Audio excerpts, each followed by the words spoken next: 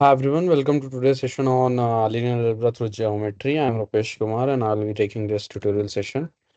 So it seems like no one has joined, so let's wait for a few more minutes so that some students can join and then we'll start the session. Fine.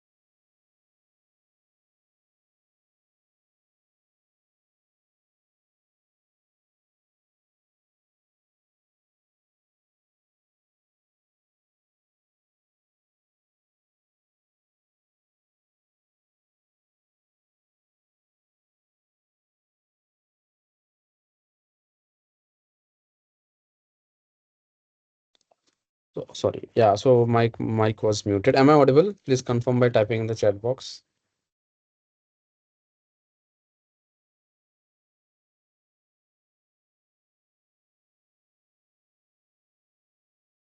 Am I audible? Okay, great. Thanks. So let's start this session. So the way we will be hosting this session is I will be explaining some questions to you guys. I will be giving the solving some problems for you guys. And if you have any doubts, you can ask me by typing in the chat box. At any instant, if you feel that my screen is not visible or if I'm not audible, just type in the chat box. Fine. So let me just take out my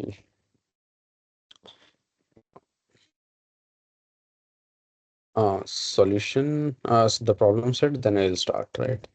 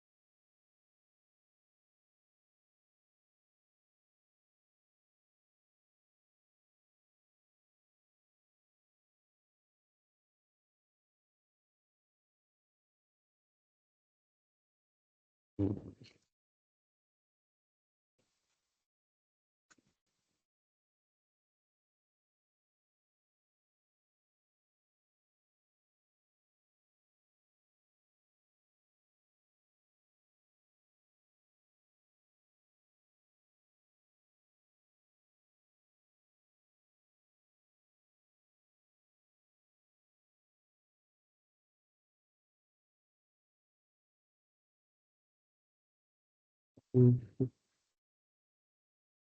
Join.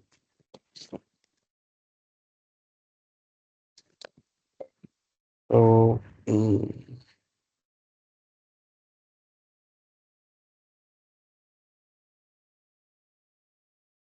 so I hope my screen is visible, everyone.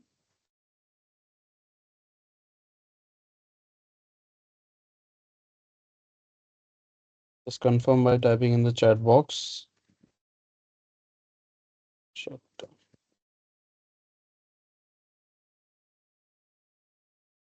Fine, my screen is visible, everyone. Just confirm by typing in the chat box.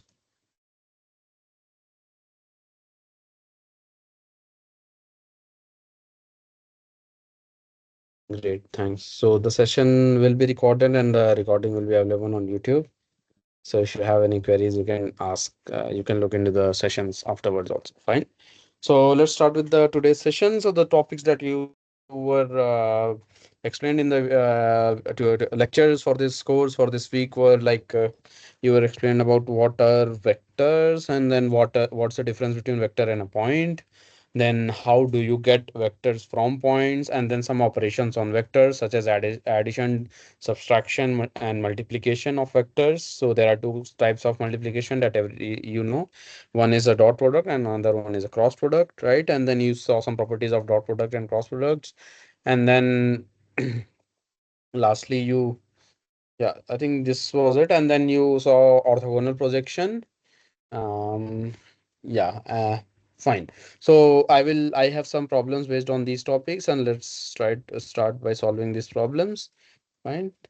And in any case, if you face that there is any difficulty in understanding whatever I'm explaining, just type in the chat box. Fine. So let's start with the first problem. Let u equals to 3 minus 2 and y equals to 1, 4. These are two vectors, right? And we are supposedly, we are given that, let's say x dot z equals to 13 and y dot z equals to 2. Then the vector z, what should be the value of vector z? Fine, everyone.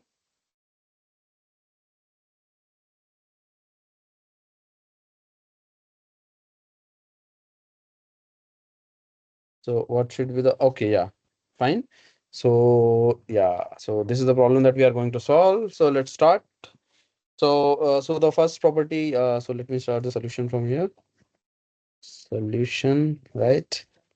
So we are given that. So the first condition that we are given that x dot z equals to 13. So let's say z is a vector that we can write as z1 and Z2, right? Z is a two-dimensional vector, so we say Z belongs to R2, right? So Z vector has two components, Z1 and Z2, one both in each of the bases, one corresponding the coefficient in each of the bases, right? In the 2D basis, the basis can be any basis like the canonical basis or even other basis also, fine. So what is X here? So let's look into X. X equals to, okay, fine. Okay, so there is a typo in the problem. It shouldn't be U here, right? This is not U, it has to be X, right? Let X is equals to 3 minus 2, right? So I have correct, there was some issue in the problem, so I have corrected it now. So now X is 3 comma minus 2, so X is 3 comma minus 2, and Z is Z1 Z2, right? So we all know what is the meaning of dot product, fine. So whenever we say, when I started this session, I already iterated what you have seen in the class lectures, right? So what is a dot product between two vectors? So dot product is defined as dot product. It is essentially given as dot product between two vectors, right? What does this mean? This means, let's say you have a vector v1 that is given as v1 v2, right? And vector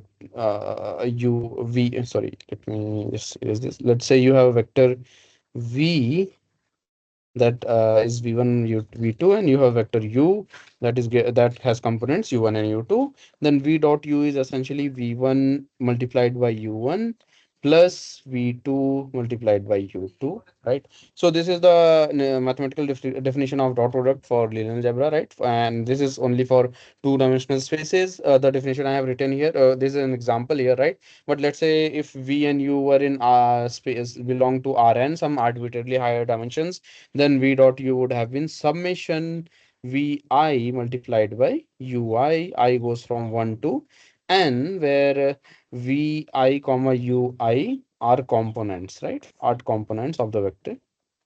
Components along, sorry, along the ith basis, right? So this is how you define dot product for general vectors, right? What is the geometric significance of this? The geometric significance is, so let's say we have a vector. Let's think of this. Let's say we are dealing with the Cartesian plane. So let's say we have this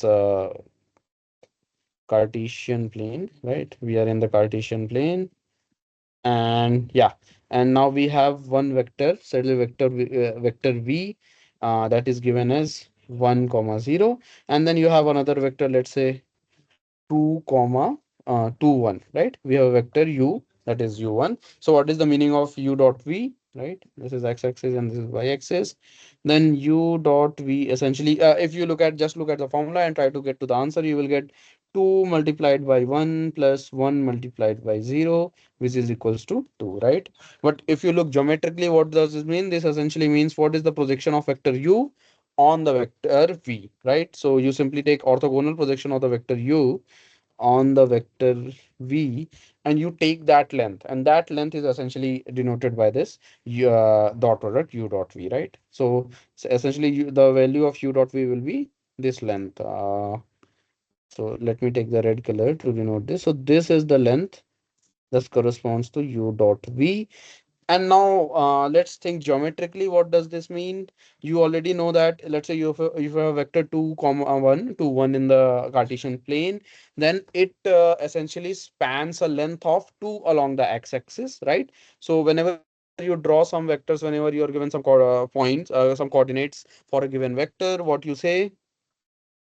You always say that. So let's say, let's say you have some vector, right?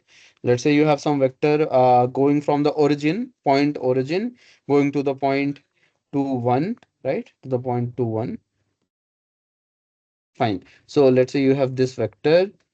Fine. So what is, how to get to this point? So what is the length that you are needed to go along the x-axis to reach this vector? So you get to go to 2 units on the x-axis. So this is point 2 comma 0, right? So first you go to this point, and then you go 1 point on in the y-axis, right? It seems I have taken wrong example, like 2 comma 1 is somewhat here, right? 2 comma 1 will be here. So this is the point 2 comma 1, right? So this is the vector we are talking about. So you take steps of length 2 along the x-axis and then step 1 along the y-axis, right? So this length is 1 and this length is essentially from the origin, this is 2. So this is how you define how vectors are placed in the space. And when you look at the answer for this example, so let me correct this also. Yeah, fine. Right. Hmm. So let me correct this example also. So essentially it says, okay,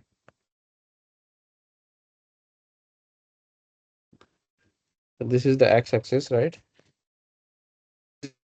2 comma 1, right? So you go 1 here, 2 here, right? So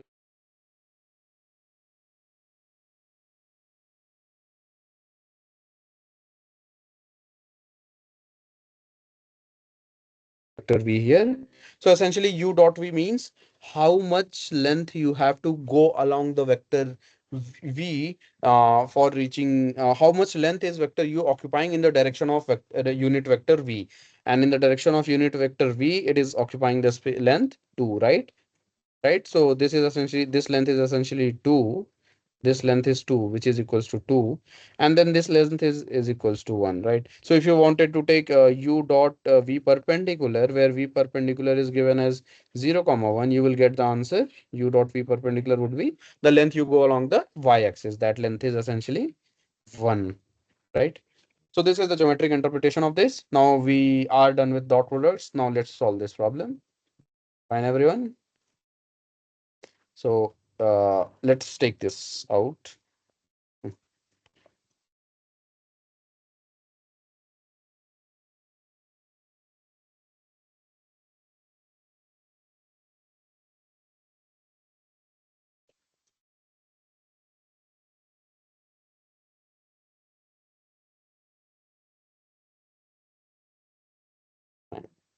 So let's start from, this is the problem, right?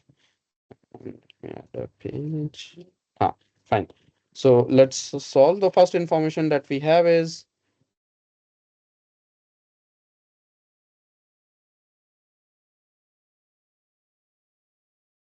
ah, the x dot z is equals to 13, and then z is, let's say we have a vector z in the two-dimensional space and it occupies the length 2, 1 along the x-axis, z1 along the x-axis, and z2 along the y-axis, right? So, and we know what the vector x looks like. Vector x is essentially from the problem description, it is 3 minus 2, right? So it is 3 and minus 2. So let's write this expand value, what this value will be on the RHS. So LHS. So LHS would essentially is equals to x dot z, which is equals to 3 minus 2 dot product with z1, z2, which is 3z1 minus 2z2, right? And this value is 13. So let's say this is our equation 1. So let's say this is our equation 1. Fine. Now what is the second information that we have? The second information says y dot z equals to 2, where y is 1 comma 4, right? So second information is y dot z is equals to 4 2, and y is 1 comma 4 is equals to 2, where y is 1 comma 4. Y is a vector that goes from the origin to the point 1 comma 4. Then you can always write this. So what is the LHS here? LHS is equals to, LHS is essentially y is 1 comma 4 dot product with z1 z2, which is the z vector in the two-dimensional space, which is z1 plus 4 z2. Now this value is given as 2, right? So let's say this is equation 2. Let's say this is equation 2. Now let's let's talk about these equations, right? Let's see the equations, right? So the equations look like uh, 3z1 minus 2z2 is equals to 13, and z1 plus 4z2 is equals to 2, right? So this was equation 1 and this was equation 2. So you know all the all the terms, the unknowns are, so the unknowns are z1 comma z2, and you want to solve for these. So this is a linear equation in two variables. So you have two unknowns and two variables, two unknowns and two equations. You can always find a solution for this problem, right? Given that the equations are not linearly independent, right? The equations have to be linearly independent. Fine. So how can you solve this equation? There are multiple ways. Fine. Everyone, can you now proceed from this, from here, right? You can do Gaussian elimination of using back substitution, or you can build up the augmented matrix and solve this. So since in the first lectures you will see in the augmented matrix,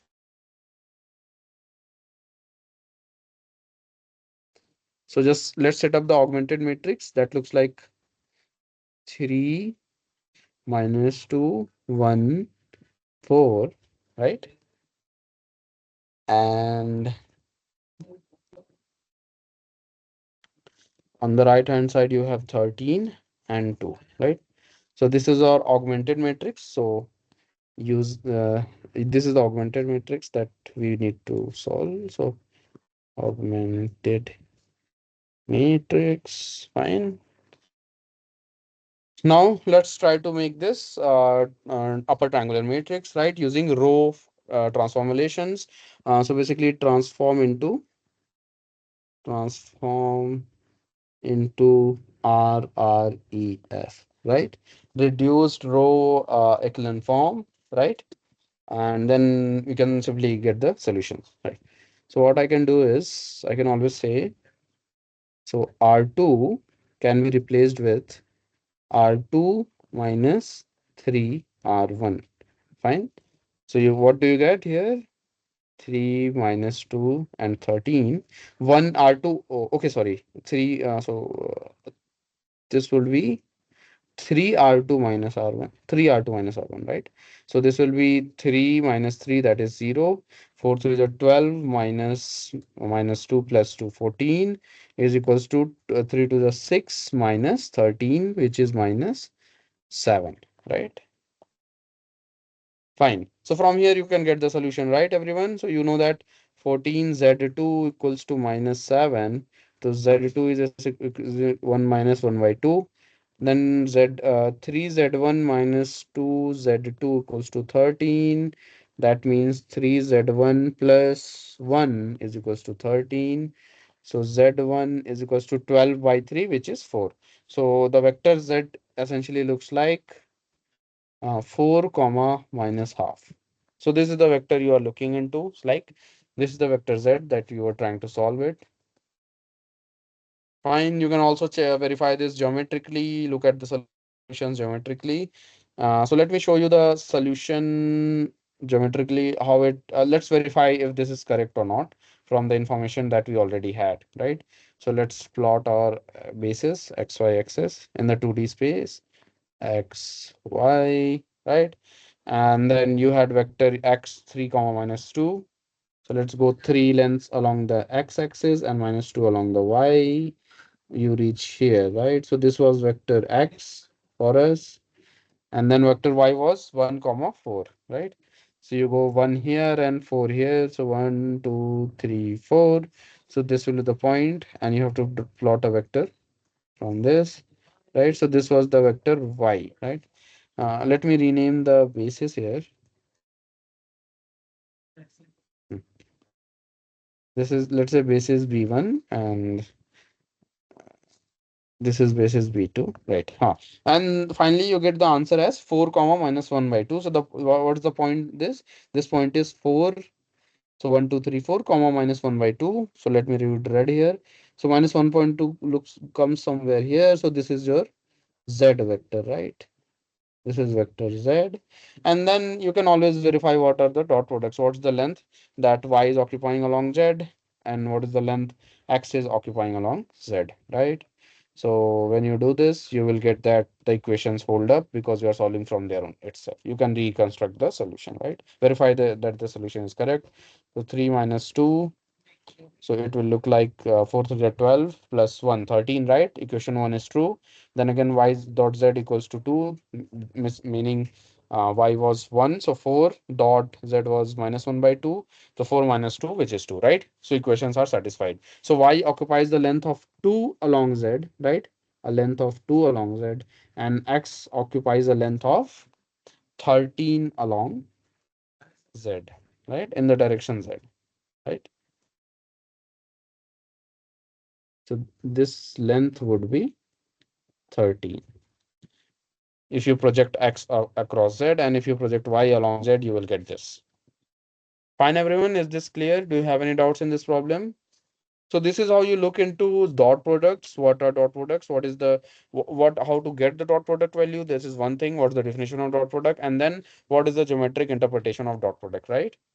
And then using that we can we set up a systems of equation. And then when you have linear equations where the unknowns, the equations are linear in the unknowns, you can always solve them if the system is determined, right, consistent. That means there are as many number of equations as many variables. Or in the augmented matrix you always get a pivot for each row, or the matrix of coefficients is non-singular, that is it has full rank, right? So these are the ways. So yeah, so Tinder, I already explained the dot products geometrically, right?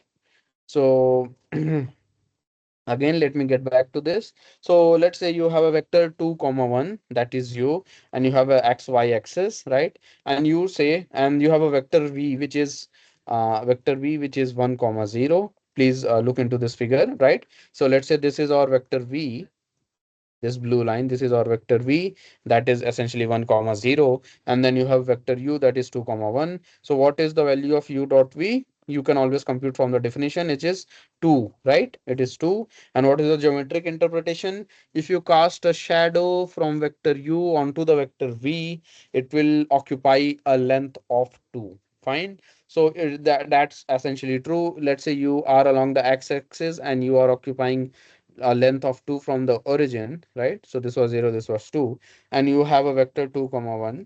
You have vector 2 comma 1 that looks, that is here. Awesome. What happened? Okay, one second. Yeah, right. So so you have a vector 2 1, right? So when you take a dot product between these two vectors, essentially what you are doing is you are trying to project orthogonally, take the orthogonal projection of the vector on the other vector, right?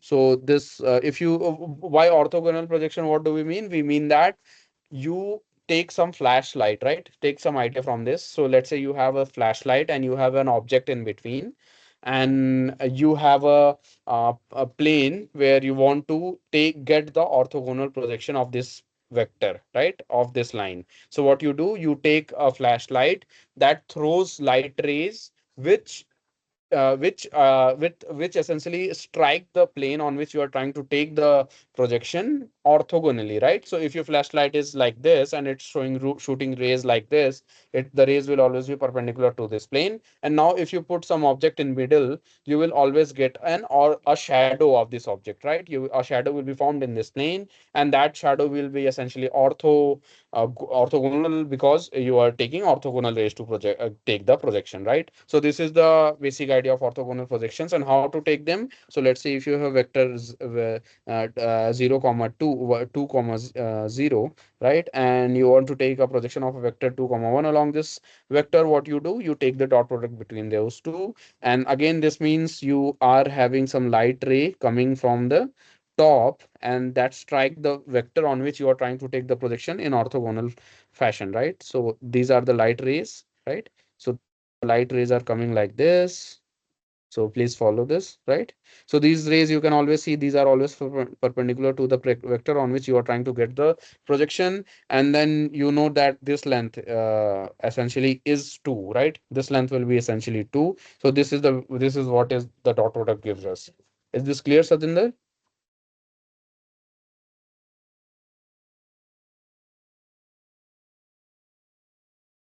Is the clear explanation clear for dot products?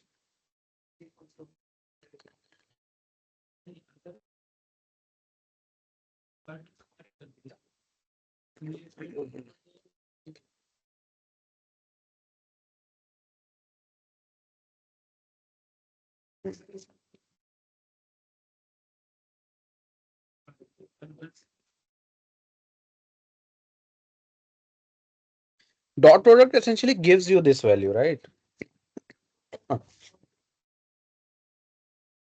So dot product essentially gives you the length of a vector that it is casting on another vector.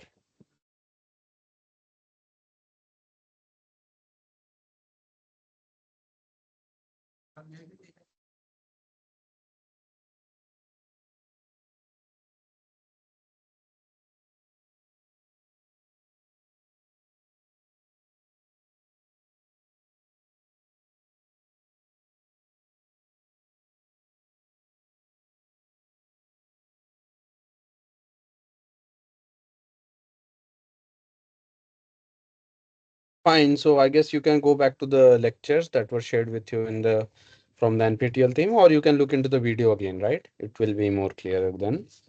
So yeah, this is the basic idea of dot product. What is the length a vector is occupying on the other vector, right?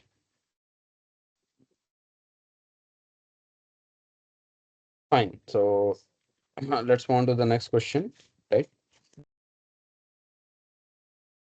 So Satinder, I hope you will be able to make something out of this by looking into the video again, right?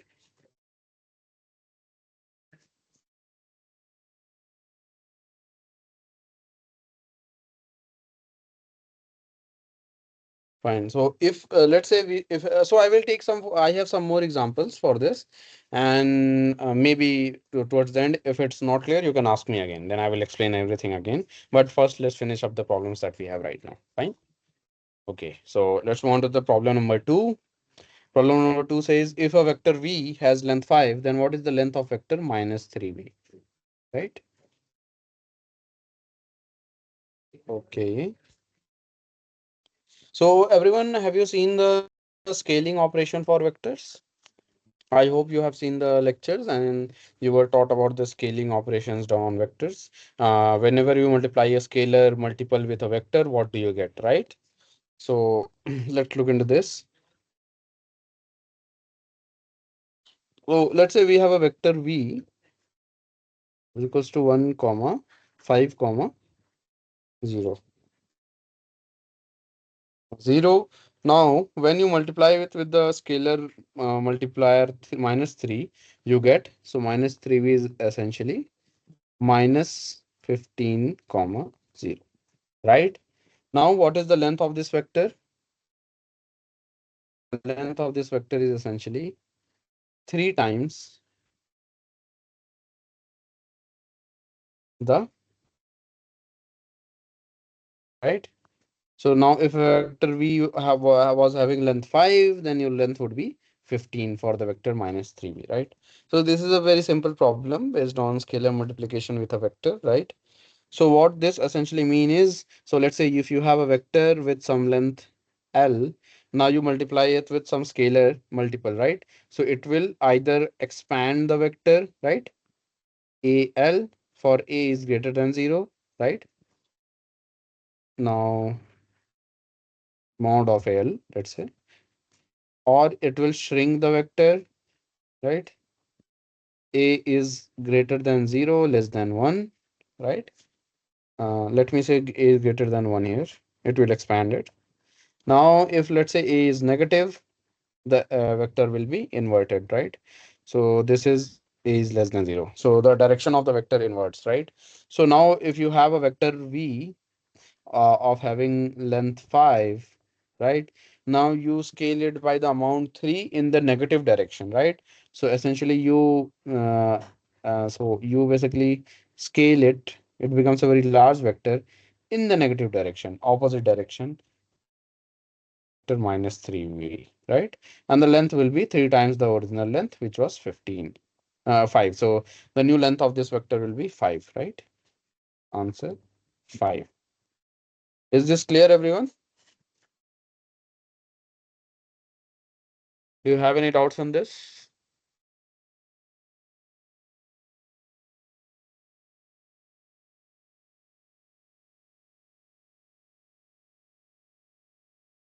Fine.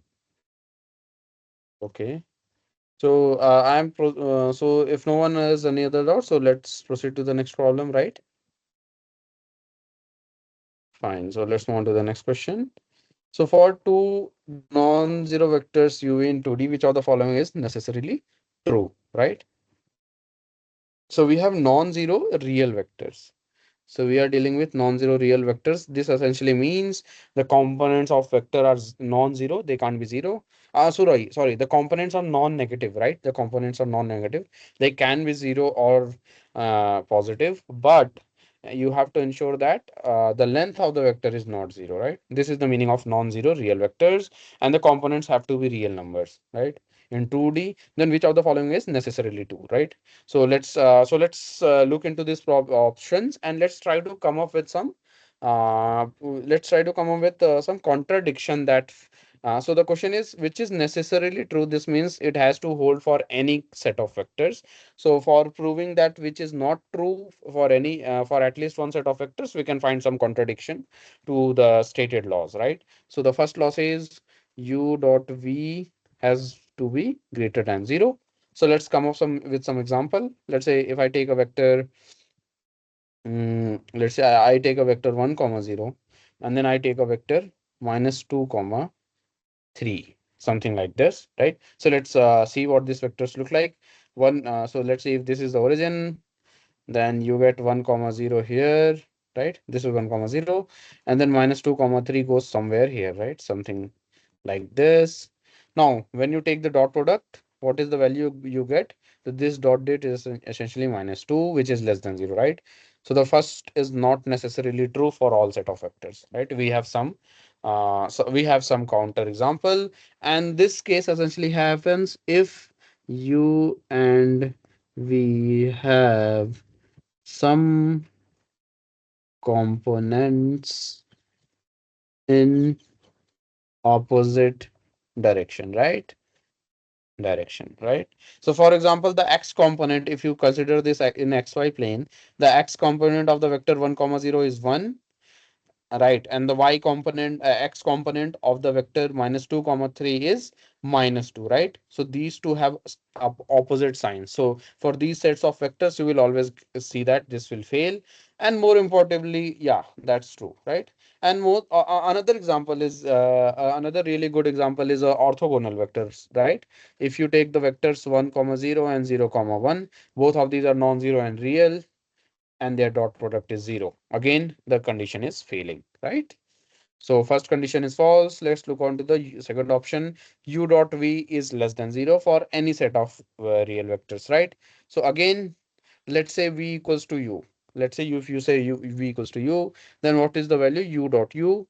This is essentially equals to norm of u squared, which is equals to length of vector u raised to the power 2. Raised to power 2, right? So again, there is a contradiction. If u equals to v, this does not hold. The length has to be positive, right? Or if 0, if it's 0 vector, but since we are dealing with non-zero, the length has to be positive. Fine. Let's look into option C, u dot v equals to 0. Again, simple case. We have already seen in the first case itself. If you take the vectors 1 comma 0 comma minus 2 comma 3, you get non-zero values. So this is only true for orthogonal vectors. Now let me give you one more geometric interpretation of this after solving this problem, right? So option C is also incorrect and option D is correct. We already saw while we were seeing in option B, if you set v equals to u, you get something non-zero. So that is u dot u has to be positive, right? This is always true, right? So option D is always true. So this is always true for non-zero vector u in any space, right? In any space, right? In Rn, right? Okay, fine. This is true. Now let's take up the interesting case of orthogonal vectors, right? And look into the dot product from that perspective. Now, let me do this here. So let's say I am dealing with two orthogonal vectors. So let's take vector u as 1 comma 0, and let's take vector v as 0 comma 1. By orthogonal, what do we mean? The vectors make an angle of 90 degrees with each other, right? Now, what is the length that vector u v is occupying on the vector q. Can you tell me, anyone? What is the length?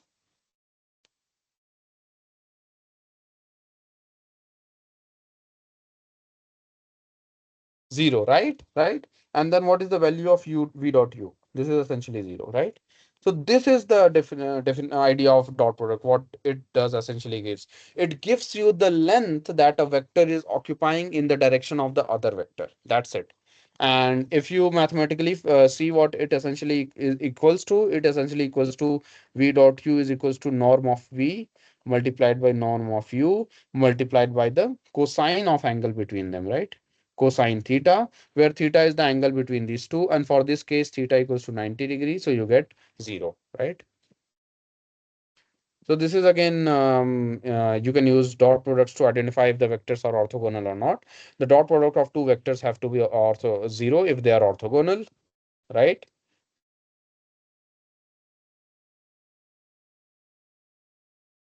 So this is the idea of ortho dot products. It essentially gives you the length that projection added the magnitude of other, right? Okay, okay, let me think in this way. You have something, right? And you have this vector, you take the projection. So you have two zero and one one. Yeah, yeah, you are right. You are right. So you take the projection and then you add the magnitude. So essentially the length would be in this case two, right? The length will be two here. Right. You are right. I think projection added to the magnitude of this. That's true.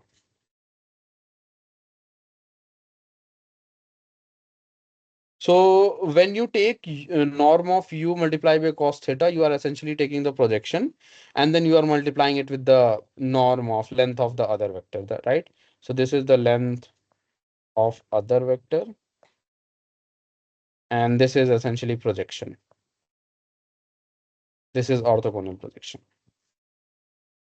And if the other vector is a unit vector, you get the orthogonal projection itself. So is this clear, everyone?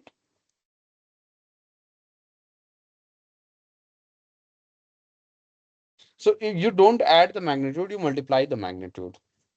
You don't add the magnitude.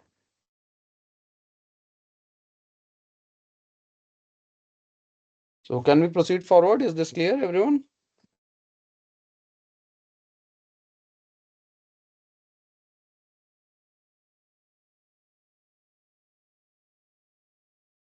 So I'm not receiving any answers. Great. So let's look on to the question number 4. Given a vector v, which matrix maps the vector v to 4v, right? So everyone, I hope you have seen the matrix products in the week one's lectures, right? Week 1 or week 2, right? So what does matrix vector product essentially do?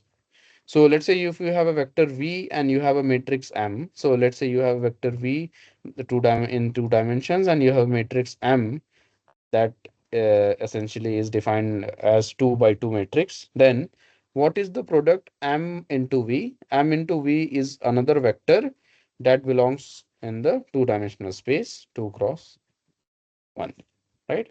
So 2 cross 1, right? So what does a matrix vector product essentially do? So matrix essentially linearly transforms the vector v, right? So by linear transformation, what we are meaning, the lines, straight lines always remain straight lines. So vectors are essentially straight lines. So vectors, they essentially, what they get is they get translated, rotated, or scaled, right? So this is the definition of matrix vector product, right? So let me just solve this problem for you guys. Now let's say we have a matrix M. Okay, there is something missing here. So V is in R2, right? V is in the two-dimensional plane. Let's say if you V is in Rn, then also we can generalize this, but let's first solve for V equals to R2, for V in R2, right? So M is essentially 2 cross 2 matrix. So let's say it is M11, M12, M21, M22, and you say MV is equals to 4V. That essentially means, and let's say V equals to V1, V2, right? So what is the value of MV?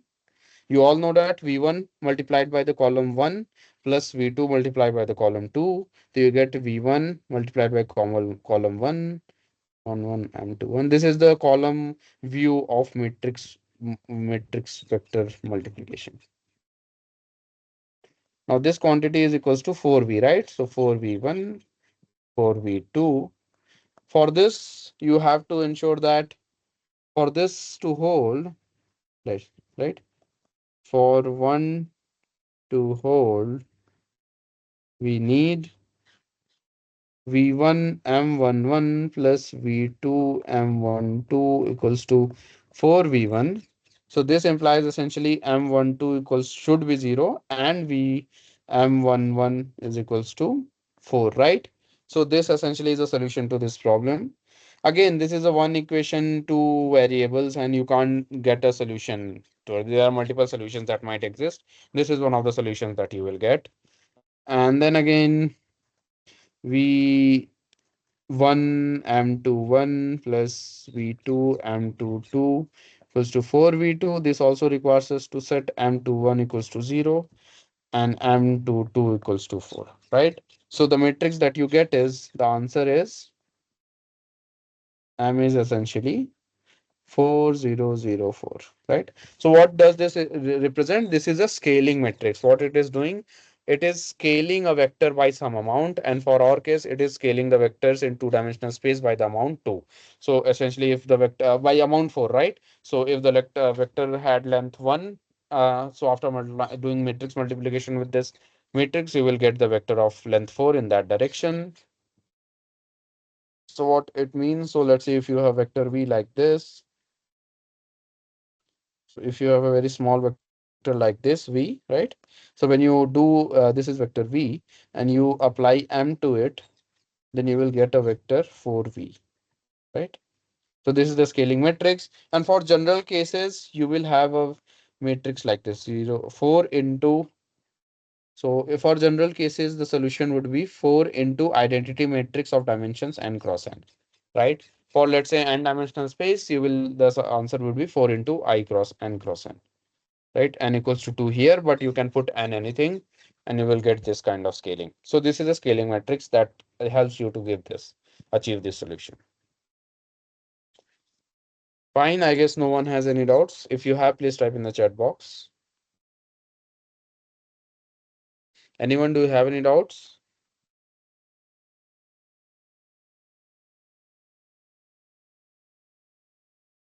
Great. So let's move on to the next question. So give the reflection matrix for reflecting vectors about x6, x2 in the plane x1, x2, right? Okay. So let's see the plane x1, x2. So let's say we have this plane, right? We have this plane formed by the vectors x1 spanned by the, okay, sorry, there was something. Okay, how to get back to, so, right. So, yeah. So let's say we have two vectors spanning a two-dimensional space, x1 and x2. Fine.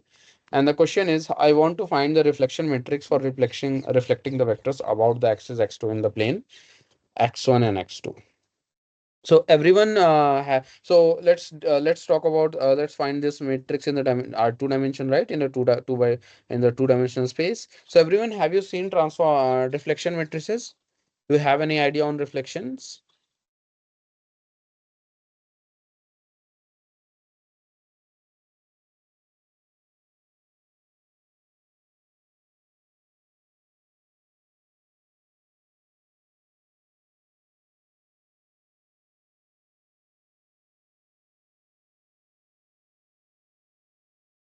Okay, fine.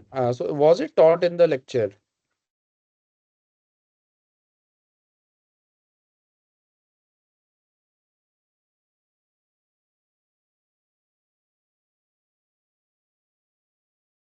So yeah, I think it was covered in the lecture.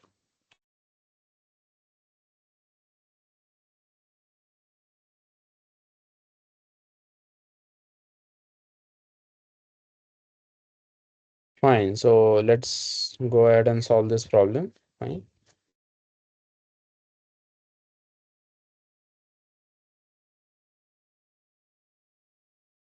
Okay.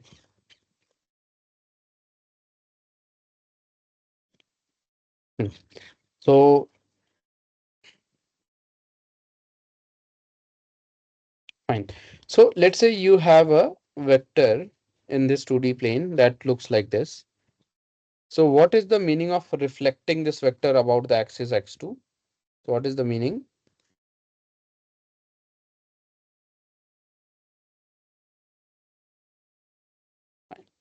So the reflection essentially means, let's say you are making an angle theta with this axis, with this axis, then you want to reflect it along the vector x2, right? So you what you have to do, you have to find the reflection of this vector along the by angle along the axis, a reflection about the axis x2. So this essentially means you need to make get a vector like this. So you have vector like this. So this is V reflected. So this is a reflected vector that again make the angle theta about that axis on the other side, on the opposite side, right? This is something that uh, happens with mirrors, right? So you get reflections from the mirror. So if the light is incident from this direction, the reflected ray will come opposite direction, opposite to the normal surface. So this is what reflection looks like. Fine. So how to get this reflected direction matrix that does this reflection? Fine. So let's look into this. So let's say you have vector V, which has components V1 along x1 and V2 along x2. So we can write V as V1, V2. And then we have V reflected, right? Which has the component again minus V1 along the x1 and V2 along x2. So let me explain you why this is correct, why this is true, right? So you all have seen the lectures and you already know how to split a vector into its components along the basis in which you are trying to represent it, right? So whenever you want to write vector v in the basis formed by this axis or x1 and x2, you essentially take its length along the unit vector along the one of the bases, right? So for vector x1, you get this vector, right? So you have this vector, right? And this essentially is vector v1. Now you take a unit vector along x2 and you again take its component along that unit vector. And this is essentially the component v2 vector, right? So v1 is essentially split into two vectors, v1 and v2.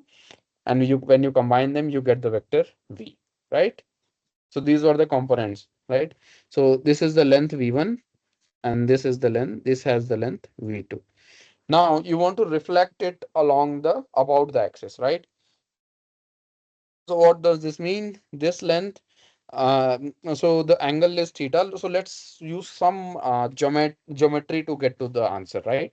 So what I need to do is I need to clear this out and create a clear image, right? So let me take a space like this, like this. Huh. So let me take x1 here and x2 here. And let's say you have a vector v1, vector v here, and the components are already here, right? So you have one component here. So you get this amount in this direction and you go by this amount in this direction to reach v. Now let's say you have some reflection vector, reflected vector, right? Vref, and you want to find what this vref looks like, right? So you are going some length here and then some length here. Now you have one information, very essential information, that this angle is theta. This means this angle is again theta since it's a reflection, right? Now, hmm, now and the length of these two vectors is same, right? So what this means is essentially this angle is now, let's say, 90 minus theta. I'm simply using geometry here. This angle is 90 minus theta, and the length, this length, okay, how to do this? So let's take out this length. Now this length is, let's say, length L, and then again this length is length L, right? So this both are the same length since we are dealing with reflections, right? Now, what will be, so let's say vref, so now we have established that norm of v, L2 norm of v is essentially L2 length of reflected, which is L2 norm of vref. So these two are same. And v is and this is for sure. And then what we can say about the component of vref in the x1. So let's talk about the component of v along x1 axis, right? That will be v dot x1, right? V cos x1 cap essentially. So v dot x1 cap, which will be this quantity, which is essentially v1.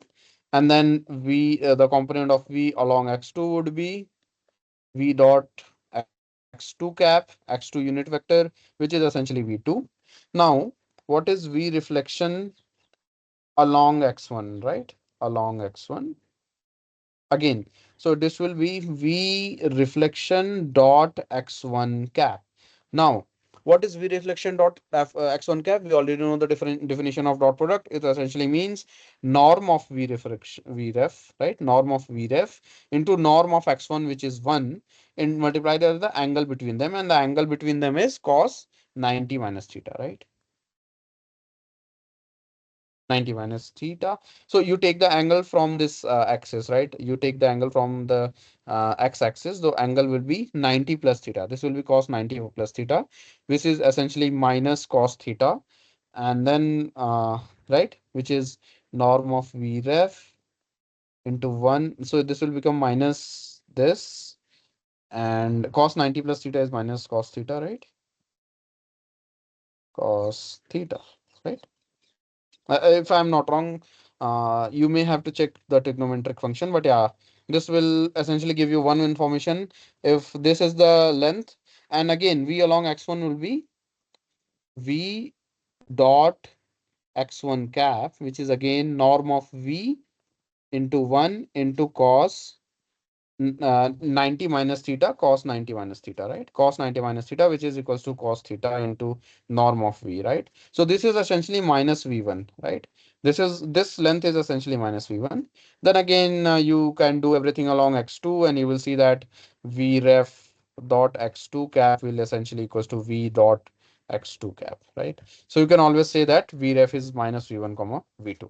So this is how you reach to the answer, right? Now, what you have to do, you have to just give a matrix that essentially captures this transformation. So again, m into v1, v2 is equals to minus v1, v2. So the matrix m will essentially looks like minus 1, 0, 0, 1. So if you do this, you will get the correct answer. Fine, everyone. Is this clear? How do you get to the answer? It's not about what is the answer. It's always important. How do you get to the answer? That is the most important thing, right? If you have any doubts, please type in the chat box.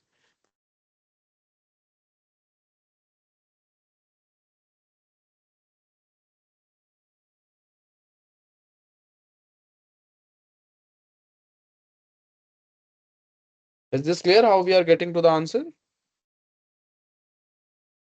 So you are using a bit of geometry and then the definition of reflections to get to the answer.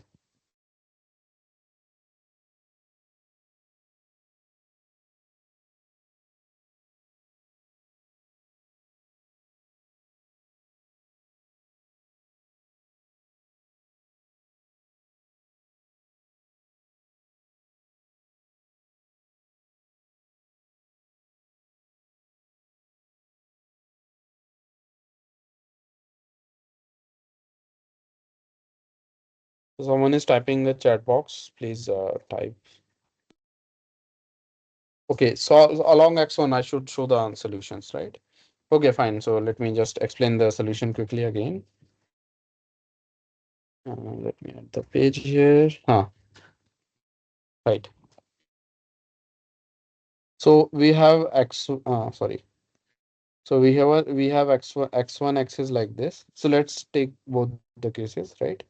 So this is x1 and this is x1 again, and this is vector and this is vector v right? And this is the origin. Again, this is the origin. And hmm, yeah, so x1 is in this direction, right? This is the origin. And let's say this is your reflected vector, vref, right? Fine. So we know that there is some angle alpha. Let's call this angle alpha. And this angle be alpha, right? We know this from the property of reflection, that this angle theta is equals to angle theta from the basis, which is from so the angle this angle theta will be equals to angle theta from the axis on which about which we are trying to do the rotation, right? So from this we can always say that this angle is equals to this angle, because the sum of these two angles has to be 90, which is equal to sum of these two angles. Then again, this means this angle and these angles are same, and so we have split this into two separate figures, and we are trying to find the components of vref, right, along x1. What should be the component? So the information that we have is length, right? Length of vref is equals to length of v, which is equals to L2 norm of v, right? If you haven't seen L2 norm, you will see it in the lectures, but L2 norm essentially give you the length of the vector v in the Euclidean space, right? Now, what is the component? So let's now look into the components for vref and for v.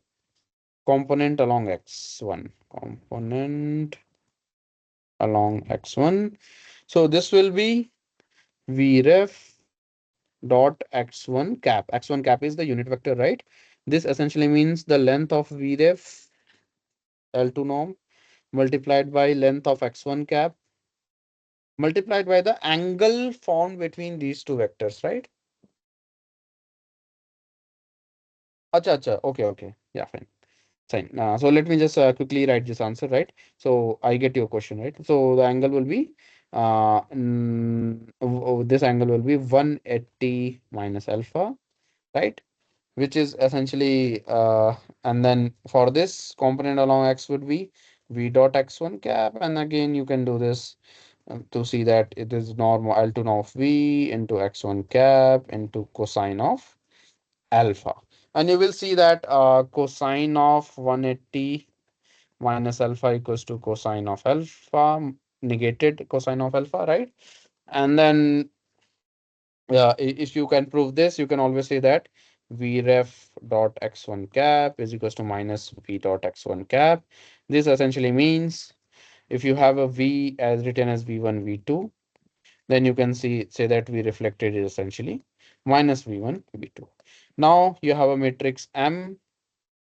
So let's write the matrix m11 m12 m21 m22 multiplied by the vector v1 v2.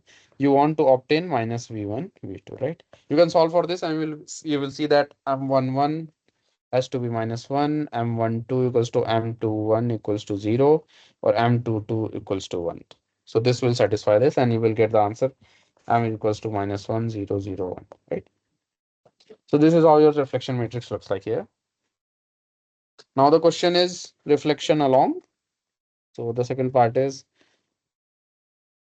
reflection about axis x1, right, everyone?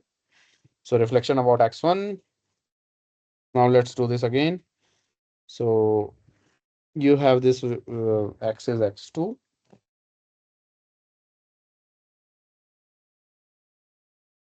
So let's only take the positive axis for now, right? So this is x1, x1, sorry, x1. This is axis x2. This is axis x2, right? Now you form a vector v, right? And what is the reflection of v along the x1 axis? So let's say this angle is theta.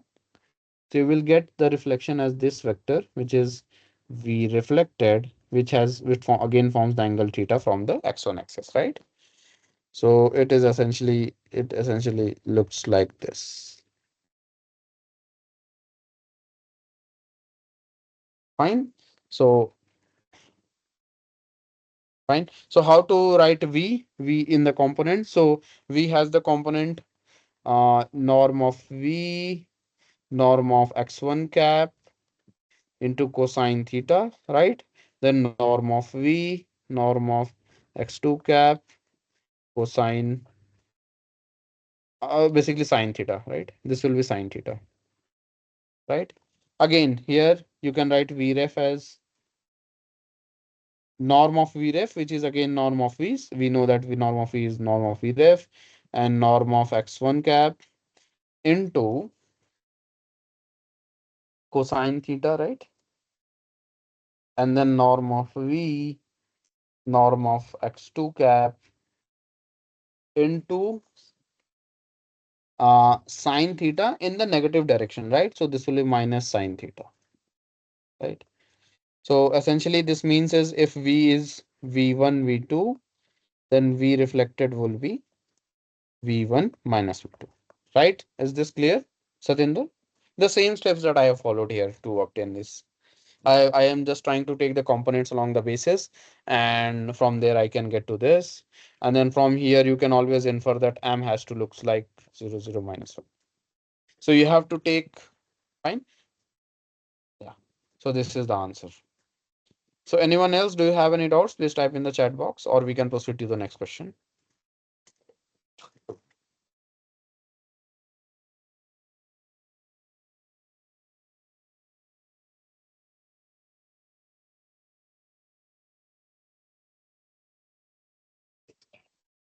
Anyone, do you have any doubts?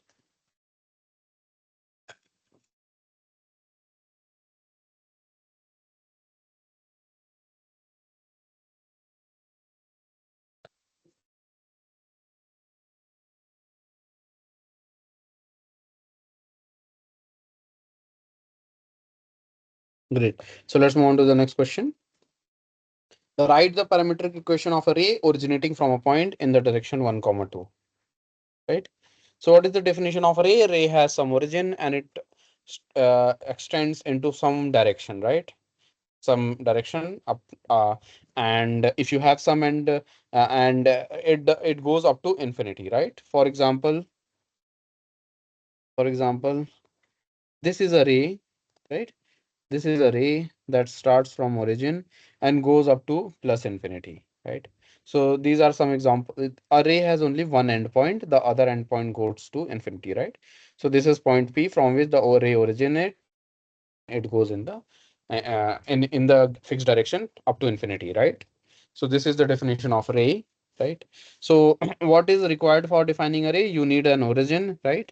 So what is the origin we have right here? The origin is 0, 0, and we need to have a direction, right? Direction, this is the direction is 1, comma 2, right? So how to how does this ray looks like? This ray looks like this. Let's say everything is in 2D dimension, right? So this is x-axis and this is y-axis, fine. So hold on guys, just 1 minute, I'll be back, right? I have some urgent.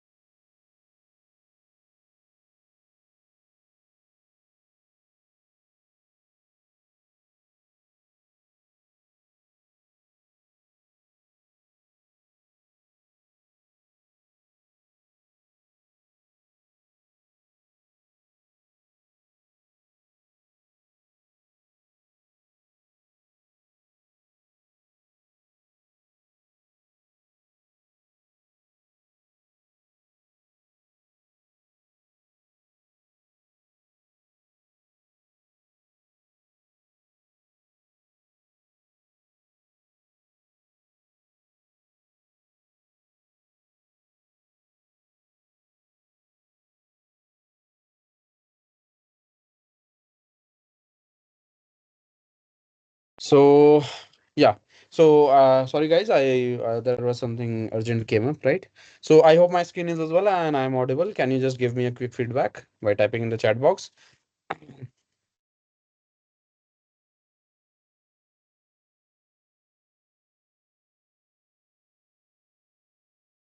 Okay, great. Thanks. Yeah. So where were we? We are trying to determine the parametric equation for a ray originating from point 0, comma 0 in the direction 1, comma 2. So we saw that what is the definition of a ray? A ray should have an origin and should have a direction, right? So what is the meaning of parametric equation? So I hope you all have seen the idea of parameterization. So have you seen how you can represent a circle with radius r in the polar coordinate system, right? So you all know that let's say if you have a circle having radius r, right? If you have a circle with radius r and you want to determine the points on the circle, you can always write them using parameter angle theta from the x-axis, and that point will be represented at r cos theta comma r sin theta, right? Everyone, do you remember this parametric representation of a circle? Is do you remember this, everyone?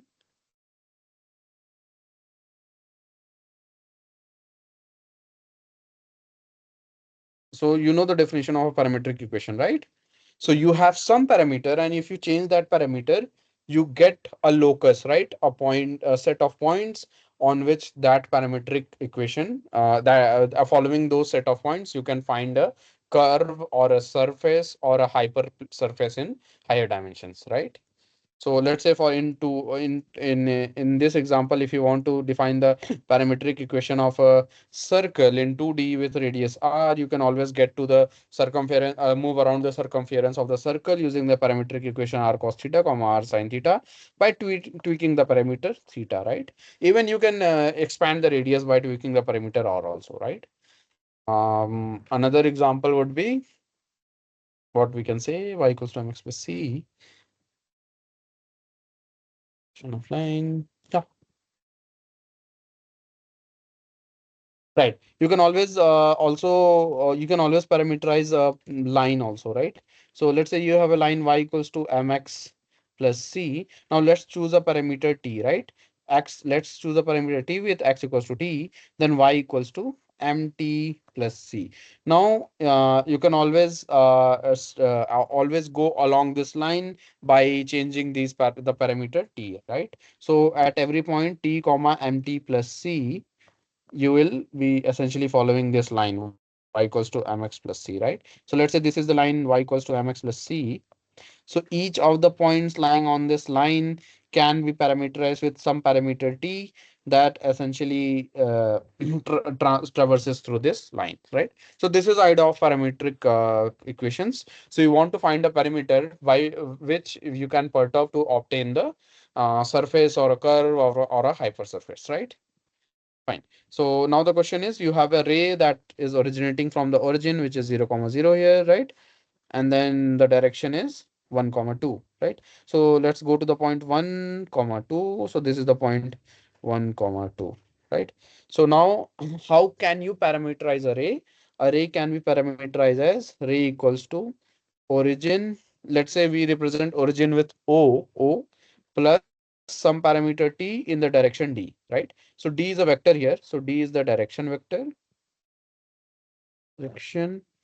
O is the origin, right? O can be 0, comma 0, or it can be 1, comma 1, or any other origin that is provided, right? And then t is the parameter, right?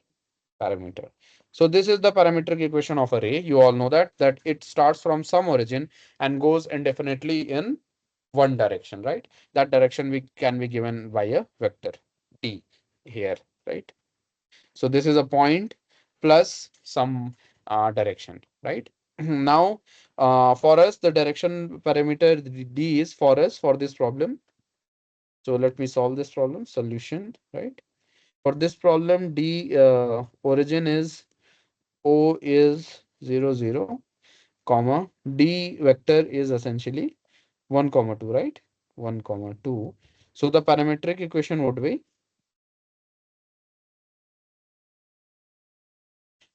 0, 0 plus t multiplied by d, that is 1, 2, which is t comma 2t, right?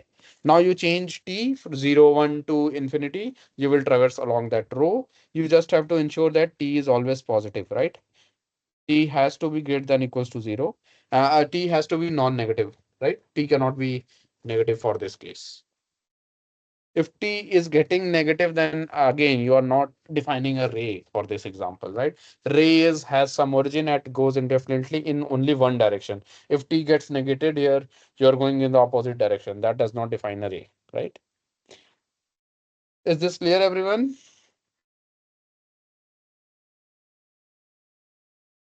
Is there any doubt in this?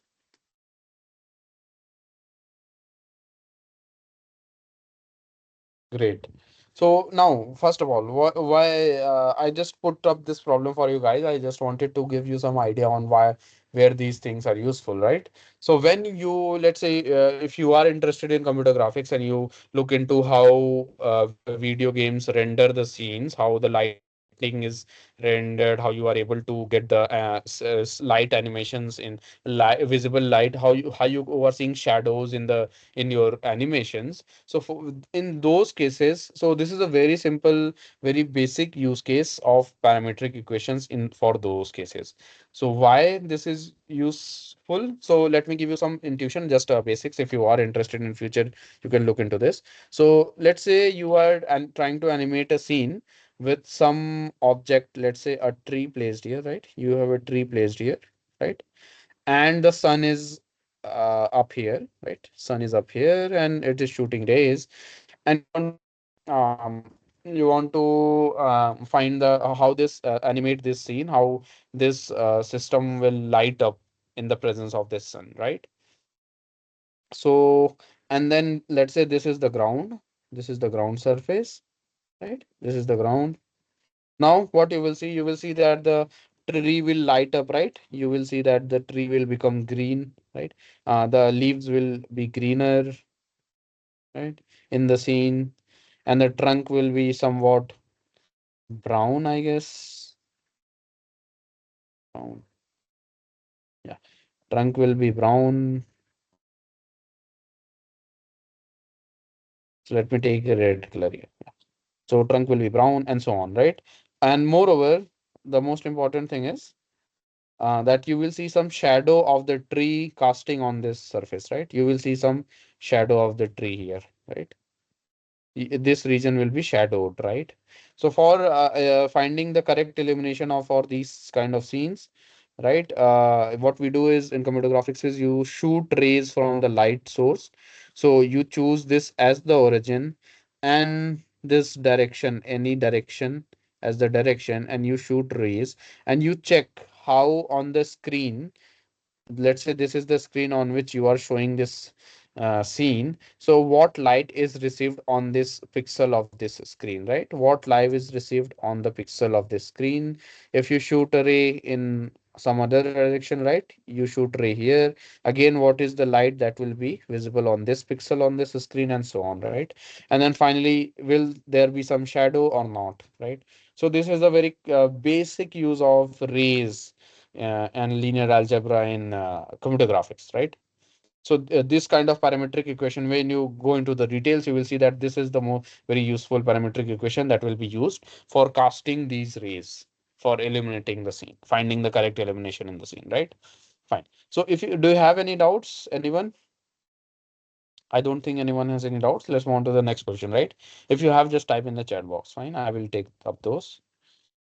Find the orthogonal projection of the vector 20, 100 along the canonical basis, right?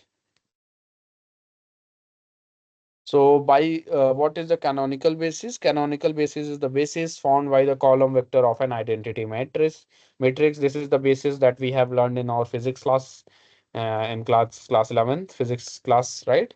So this is the basis of XYZ plane, right? So this is the canonical basis. So this is the basis X, basis Y, and basis Z. So essentially the X cap essentially looks like 1 comma 0, the basis Y looks like 0 comma 1, and basis Z looks like 0, 0, 1, right? So 0, 1, 0, right? And 1, 0, 0. So the canonical bases are these bases, right? So that we have already seen in the Cartesian plane. These bases are essentially spanning the entire Cartesian plane. So for now, let's ignore the third dimension. Let's only talk about the two dimensions, x and y, right? So the basis will be x cap will be, so x cap will be 1, 0, and the y cap will be the basis 0, comma 1, right? Again, the question is you want to find the projection of the vector 20, comma 100, right? So you go length 20 in the x cap direction, right? And then I don't have that much space. So let's say this is the length 100 here, right? And then from here you get up to length 100 here. You go to a point that is 20, comma 100, and you plot the vector from the origin to this point. So this is the vector that we are interested in, and we want to find the orthogonal projection of the vector along the canonical basis, right? So along the x cap vector. So first way, simple, use the definition of orthogonal projections using dot products. So essentially you get uh, 20, sorry, 20, 100. So let me write this along x, right? Along E1, which is essentially the x-axis, which is essentially 1, comma 0. And then this is equals to 20, 100 dot 1, 0, which is equals to 20. Now, since the basis is a unit vector, dot product equals to the orthogonal projection that you will get, right? Then again, the orthogonal projection along E2, which is equals to y, which is equals to 0, 1, you get the value 20, 100 dot 0, 1, which is equals to 100. What does this mean? If you have orthogonal rays coming in this direction, right? Orthogonal to the x-axis, right? So if you cast rays from top to bottom, right? If you have a, let's say, light source here, this is a light source, which is throwing light rays in this direction, which are hitting the axis x, canonical axis E1 orthogonally, right? The rays are orthogonal to the axis. Then what is the length occupied? The length occupied is 20, right? Again, when you take the other basis, right? When you take this basis along the y-axis, the basis E1, you shoot rays orthogonal to the basis E2, right? E2, which is along the y-axis, right? So these rays are all perpendicular to this axis, right? So this is the light ray that is shooting the rays in this direction. So the length that you get here is 100, right? So this is the result of orthogonal projection along E1, which is 20, and along E2, which is 100. Fine, everyone. Is this clear? Do you have any doubts?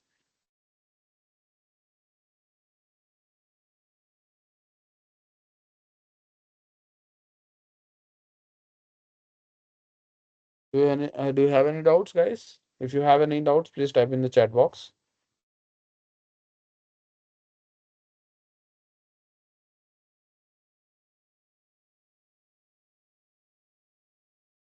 So I guess no one has any doubts. So this is a very interesting problem that I want you guys to look into, right? Question number 8. So let's try to solve this problem and get in some geometric intuition from this problem. So am I audible? Is my screen visible? Please confirm.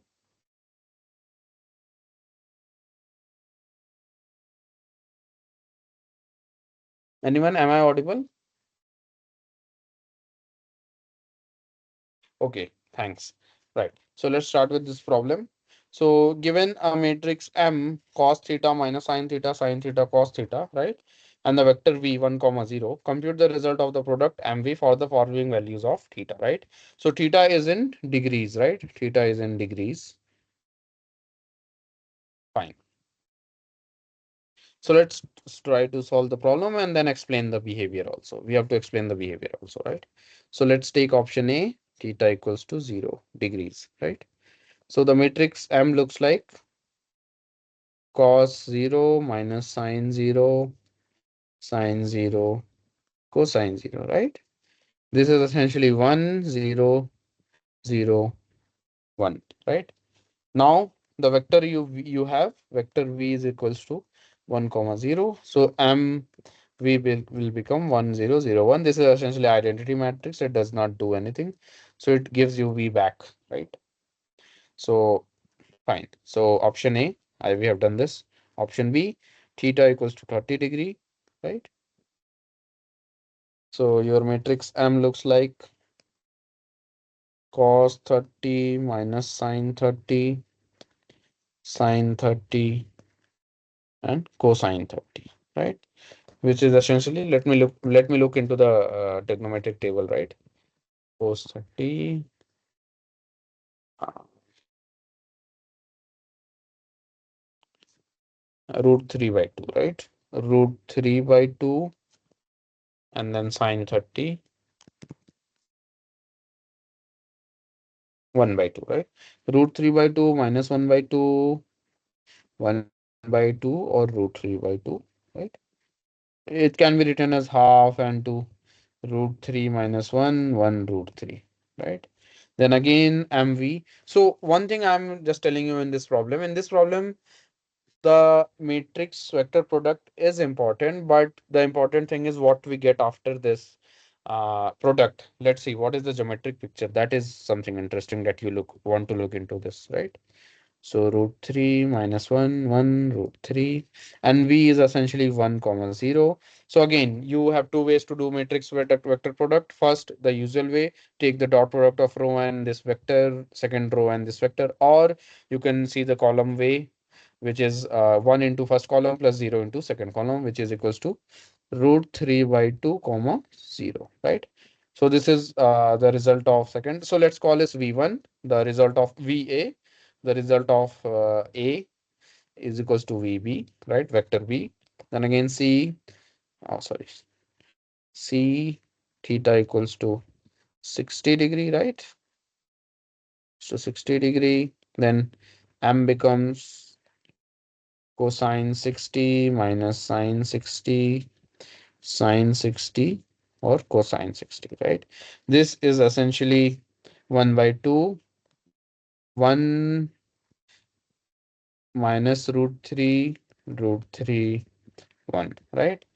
Then MV is essentially half 1 minus root 3, 1 into 1 comma 0, which is V, which essentially becomes 1 into first plus 0 into second column, which is equals to 1 by 2 comma 0, which is VC, right? And then let's just compute VD quickly. Option D, right? Option D, theta equals to 90 degree. Again, for this, you will get M equals to cos 90, which is 0, sine 90 minus 1, sine 90 1, and cos 90 0, right? Again, MV will be equals to 0 comma 0. No, no, V is 1 comma 0, right? Oh, sorry, MV will be 0 comma 1, right?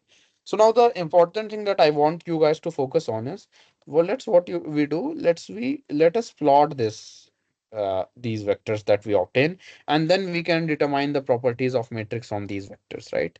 So let's say this is the x, this is basis y, right? Then for VA, what is VA? VA is 1 comma 0, right? So let's do this. This is sorry. So the blue one is VA. VB is root 3 by 2 comma 0, right? Wait a minute.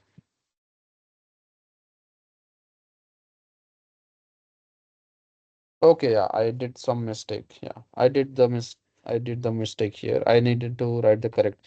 So root 3 by 2 comma 1 into first, right? So root 3 by 2 1 by 2. VB is root 3 by 2 1 by 2, right? VC is 1 by 2 comma root 3 by 2, and VD is essentially 0 1.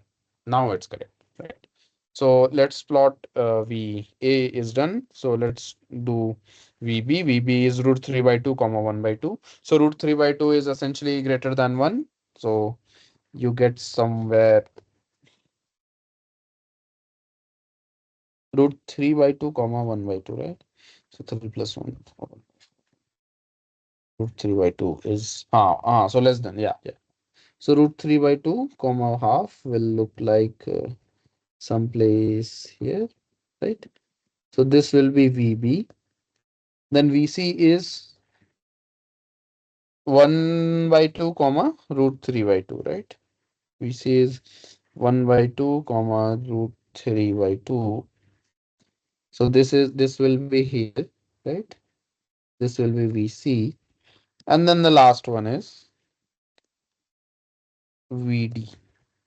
So VD will be 0 comma 1, right? So this will be VD. So anyone, can you guess what is happening here? Can you look into this figure and give me an intuition what is happening here as theta changes? Can you observe some pattern here?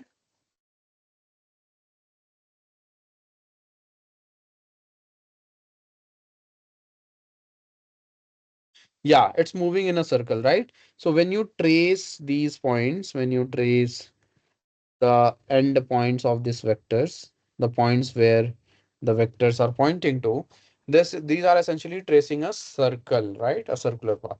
So what we are actually getting is we are so there the what is happening in this case is essentially or matrix M, sorry, or matrix M. So M is a rotation matrix, right? What it is doing? It is rotating, it is rotating the vector V about Z axis, right? That is 0, 0, 1. So it is rotating all the vectors along the Z axis, and theta gives the angle from X axis, right? So theta is the angle from X axis, right? Theta is the angle, yeah, that's fine, yeah.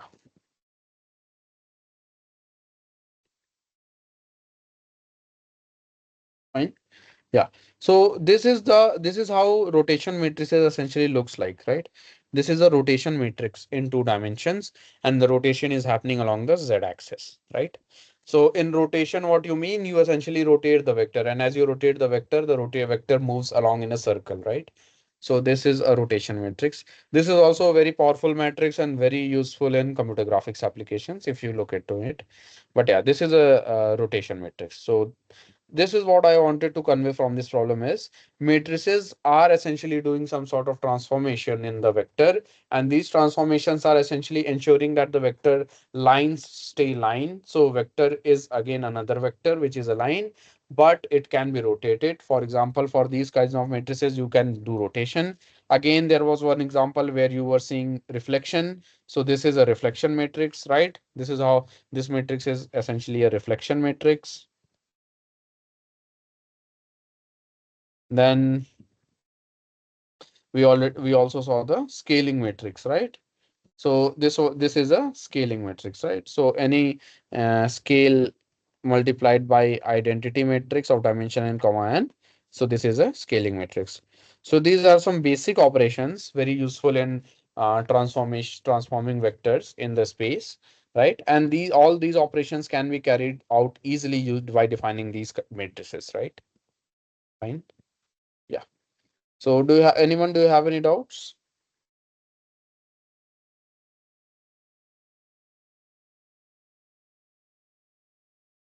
Anyone, do you have any doubts in this problem?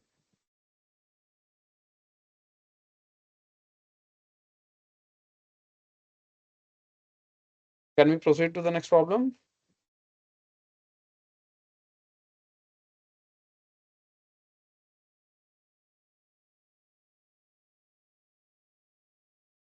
So it seems no one has any doubts. So let's move on to the last 2 problems for this session. Anyone, do you have any doubts? Please type in the chat box.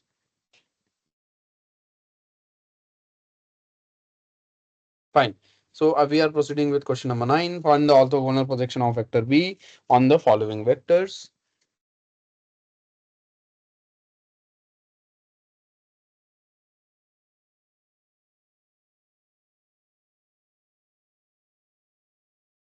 Fine. Again, everyone, can you solve this problem now on your own?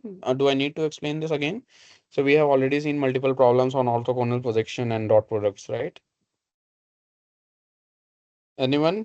Do you need my help in solving this problem?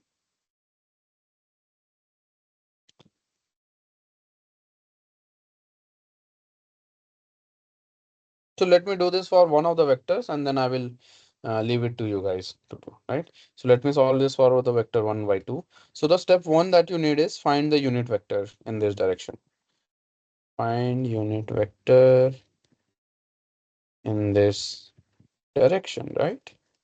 Which is equals to 1 comma 2 divided by norm of 1 comma 2, right?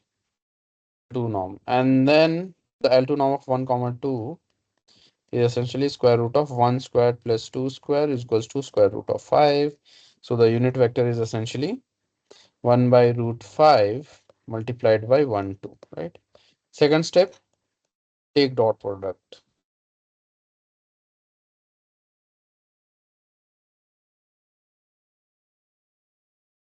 Dot 1 by root 5 into 1, 2, right? And this essentially becomes 2 by root 5.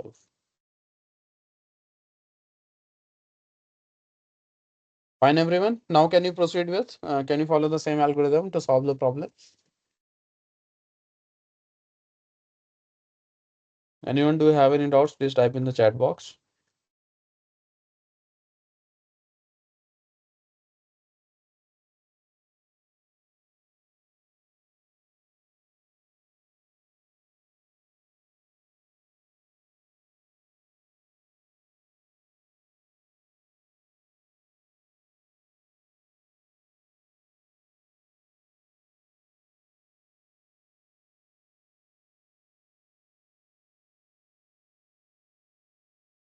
So can you solve? I hope from here you can solve other problems also.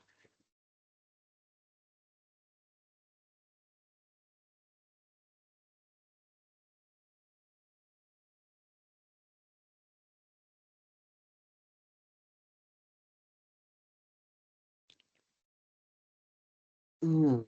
No, that's not true, essentially.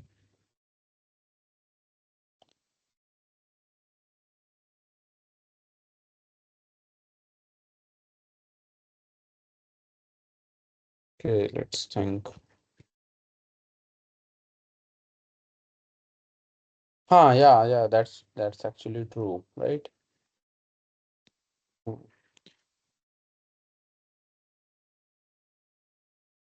Okay, so let's say you have a vector.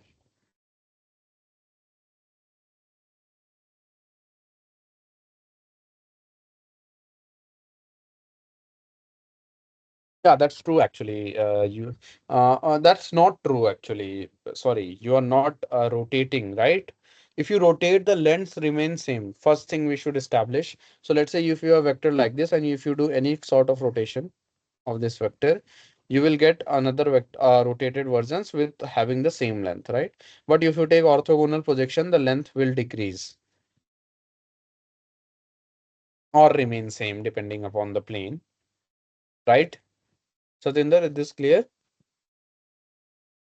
So if you do rotation, the length remains same, but in orthogonal projection, the length might decrease depending upon the plane.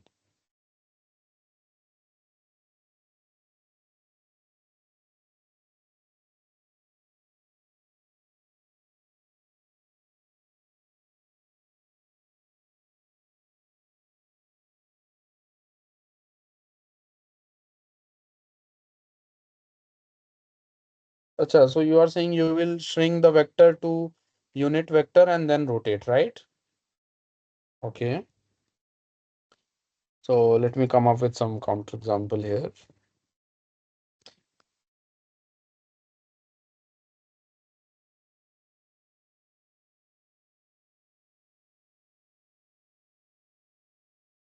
So let's say we have a vector like this.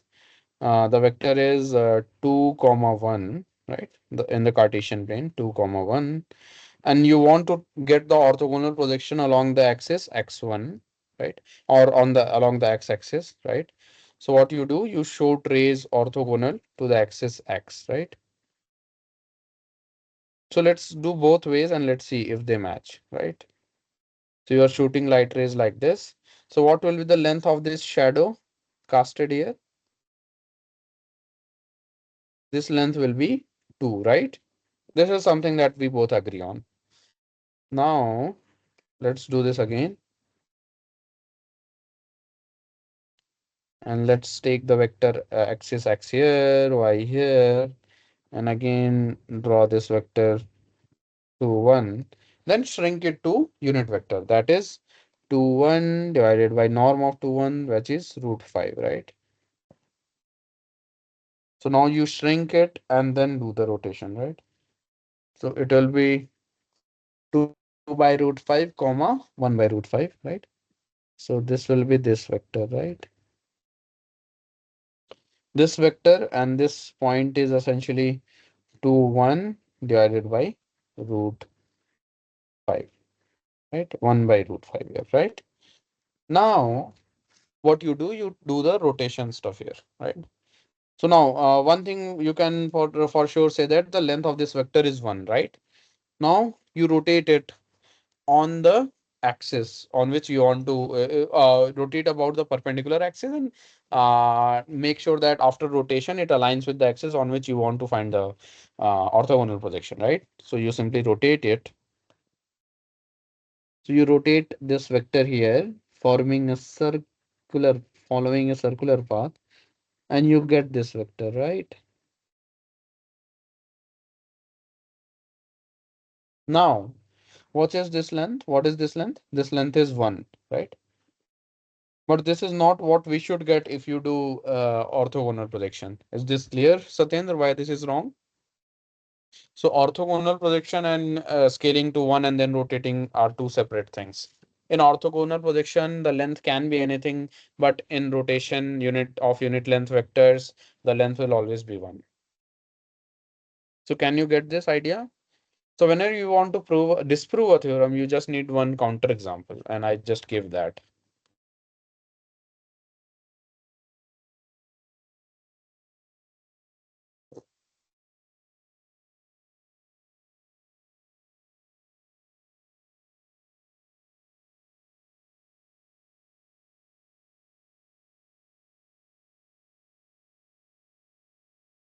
Its projection is 2 by square root of 5. Uh, okay, so let me unmute you and then let's discuss this, right? Allow mic. So yeah, so Satinder, now you can unmute your mic and then you can speak what you are saying, right? I was just saying ki any like vector is there. Hmm. So first let's make it unit vector, and then when we project, so that projection will be that only. I think so. Its projection will be not 1 unit. I think so. It along x-axis that length will be 2 root 5 only, because now its coordinate is coming out to be 2 root 5 and 1 root 5, 1 by root 5, 2 by root 5 and 1 by root 5. So when we that only we are rotating means ki, actually that radius will be same, because now it is in the unit circle part. Yeah. So what is the length? So coordinates, I think 2 root 5. So here also I think it should come. No, that will be 1. So you are right. This one will be one unit only. Yeah, Because right. Since we are rotating, we are not taking projection this time, right? So so rotation always preserves lengths. what question you have solved just now? So I think I have got that idea only, because above question we have done in that way only.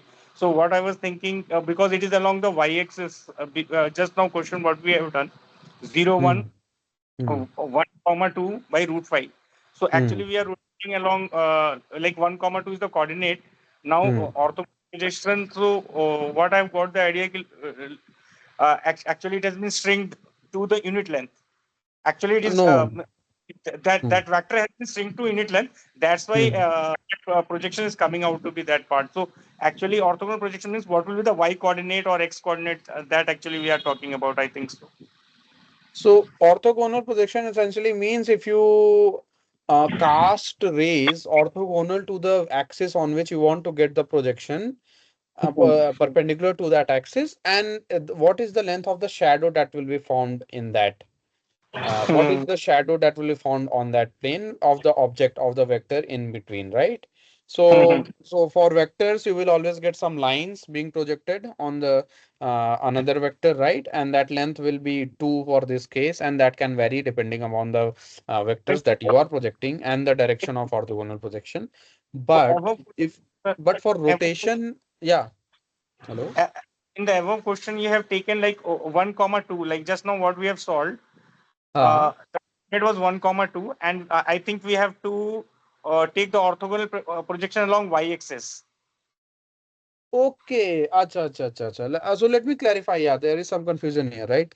So for this problem, I was saying you need the orthogonal projection of y-axis, which is 0, comma 1, unit vector in the y-axis, which is 0, comma 1, along the vector 1, comma 2, right? So now So you are casting rays perpendicular to the vector 1, comma 2, right? So you have this vector right here, and then you have your unit vector 0, comma 1 here, right? And now you are casting rays in this direction, right? Orthogonal to the uh, vector 1, comma 2, right? And then what is the length that you will get? Shadow, length of the shadow. And then length of the shadow will be this amount, right? So for getting this length, essentially what I was saying, let's simply scale down this vector on which you want to find the projection to a unit vector and then do the dot product. You will get the same result that you want. So it is not rotating it, right? like unit vector idea what I was getting to get the unit vector, actually we are shrinking that vector to the circular part like whose radius will be 1, and along that only we are finding the dot product or something. Like if you have to actually there is a lot of confusion for the dot product. Like if we see Hmm? if I'm taking the dot product of the two vectors, so Huh? actually that concept is there ki we're shrinking both the vectors to the unit vectors, Okay, and yeah. then accordingly we are multiplying that part, I think so. Like if it 1 comma 2 or and suppose 2 comma 1, so unit vector along x-axis will be 1 by root 5 and 2 by root 5. For the other will be 2 by root 5 and 3 by root 5. So along both the axes it will be scaled, so correspondingly we multiply, I think so.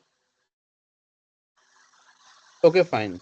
So dot product is a tool that you can use to do multiple things, right? For example, find the length of vector, right? Find the length of the vector, which is essentially norm, or find projection length, length of projection, right?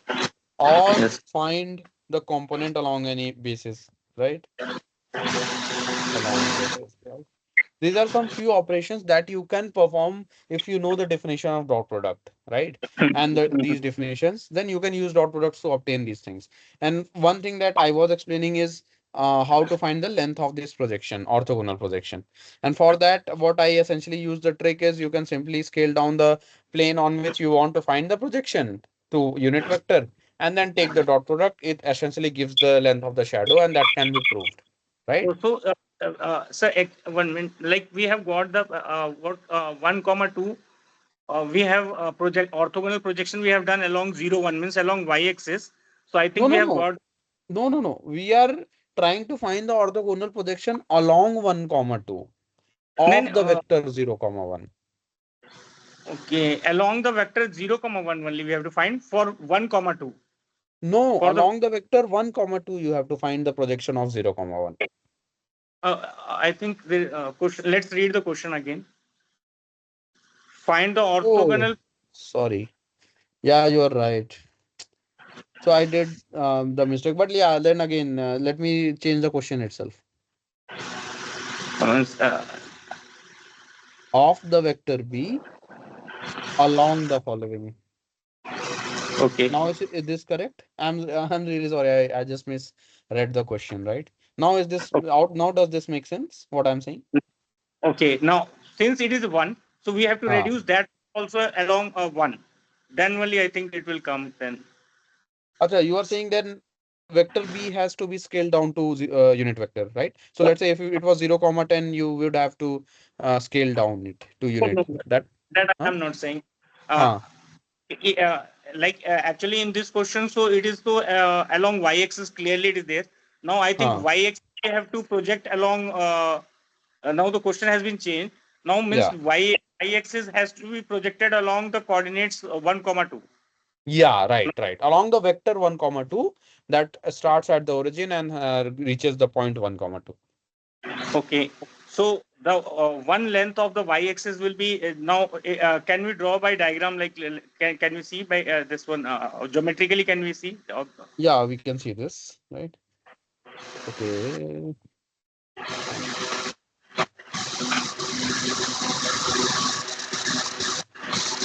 Okay, fine. So this is our basis, right? XY axis. This is Y. And then you have the vector 0 comma 1 here, right?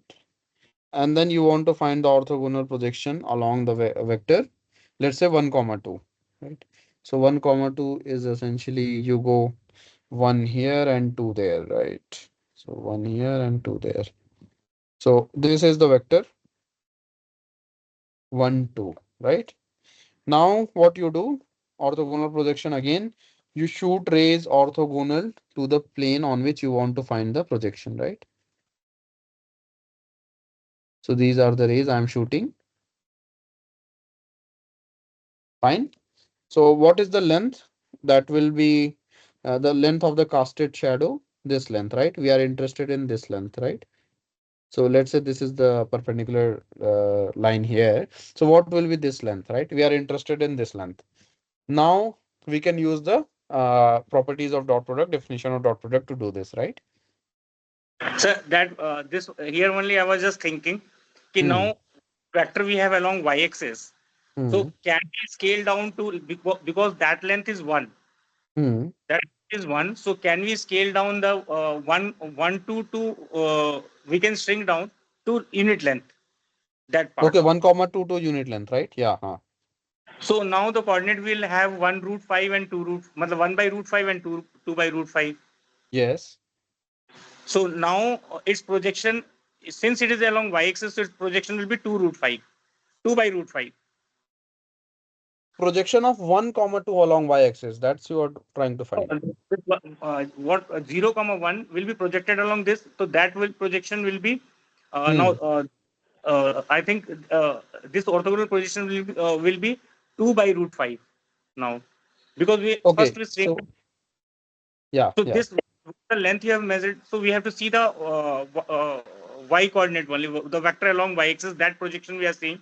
So the Hmm. second coordinate we'll get na, what like one comma 1 by 2 it is there, 1 2 Hmm. with Hmm. 2 root 5 I think so. Okay. So let's do Sir, this. can you write the coordinates over there where we are string down? We can write the Hmm. coordinate over there. Like we have drawn the ray diagram in the figure. So Hmm. the perpendicular component what you have drawn. So can we write the Hmm. coordinate over there? 1 by root 5 and 2 by root 5. Okay, this point you are saying, right? Yeah. So that we were getting is In the figure only, sir. 2 by Just now you root have 5, right? Ah. yeah. At this point only perpendicular you have drawn. So at that point, can we write the coordinates here? 1 by So root that 5. 1 by coordinate will be 2 by root 5 multiplied by no, uh, no 1 by 1 root 5 no, into 1 by 2. 1, 2. Huh. Yeah, this will be the coordinate, right? no, not it will be 1 by root 5. 2 by root 5 will be not there, sir. 1 by root 5 times of this one. Okay, so let's do one thing. Let's solve this geometrically, right? So Mhm, let's transform this problem into this geometry problem, right? mhm, mhm. Is this clear? Right? So essentially now you have this vector, right? For which you were trying to find the orthogonal projection, right? This Mhm, was vector 0 comma 1. So length is 1 here. Now mhm. this angle between these two, let's assume the angle to be theta, right? And you Yes, want to sir. find this length L, right? Right? Right, sir. So from the definition of cos theta, you get L by 1, right?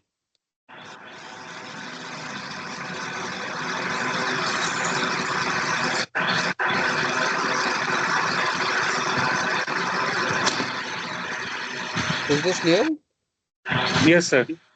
Right? So now what is cos theta? Cos theta is essentially 0, 1 dot product with 1, 2 divided by norm of these, right? So norm of 1, 2 is 1, 2, right? So 0, 1, right? So this is essentially 2 divided by, yeah, this is 2 divided by 1 multiplied by Root root 5. 5. Yeah. Okay. Okay. So yeah, yeah, yeah. So this will be 2 by root 5, right? That only I was saying ki, like Uh, what the ability is there, no? So can hmm. we coordinate like 1 by root 5 and 2 by root 5? So since it is along y-axis, so it will be 2 by root 5. Directly we can there. Acha, yeah, yeah, yeah. That's right. Yeah. Fine. Right. So is this clear now, right? This is clear right now, right? Yes. Yes. Yeah. You can always say that. Yeah. Right. So like what I was thinking by we have the transformation like no, just now you have taught, just now you have explained also Hmm. scaling and the matrix itself, Hmm. scaling down the letters by a matrix multiplication. Yeah. So Right.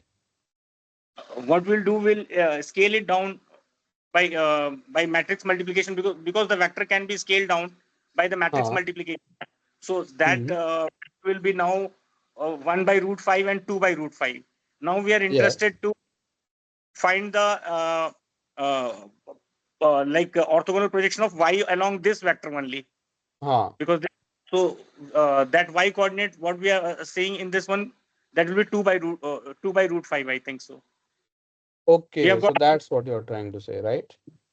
I was thinking of like first, let's transform by matrix multiplication to Hmm. what the length is there along, like if it is along y, it is 0 comma 1, suppose. Now if Hmm. it 0 comma 5, so first Hmm. to make it of 5 length, like that vector we have to shrink down to the 5 length. Okay. First what we have to I think something like that it will be, but I've Um. got. Yeah, but I'm not sure if that generalizes everywhere, right? So, right, you are saying like you simply shrink down this vector to the length of 0, comma 1 unit vector.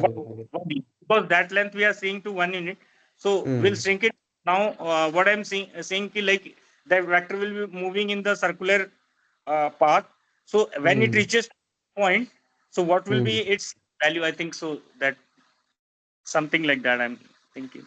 Hmm. So I don't think. So I don't think rotation is involved here because again, if you shrink down this vector to 1 by root 5, comma 2 by root That 5. factor is thinking like what we are taking. So if we move, keep on moving like 0 comma 1 coordinate, and as it is going to align with the 1 comma 2 vector, so Okay. I only will get So then what you will get? uh, 2 by root 5 only will get, I think so.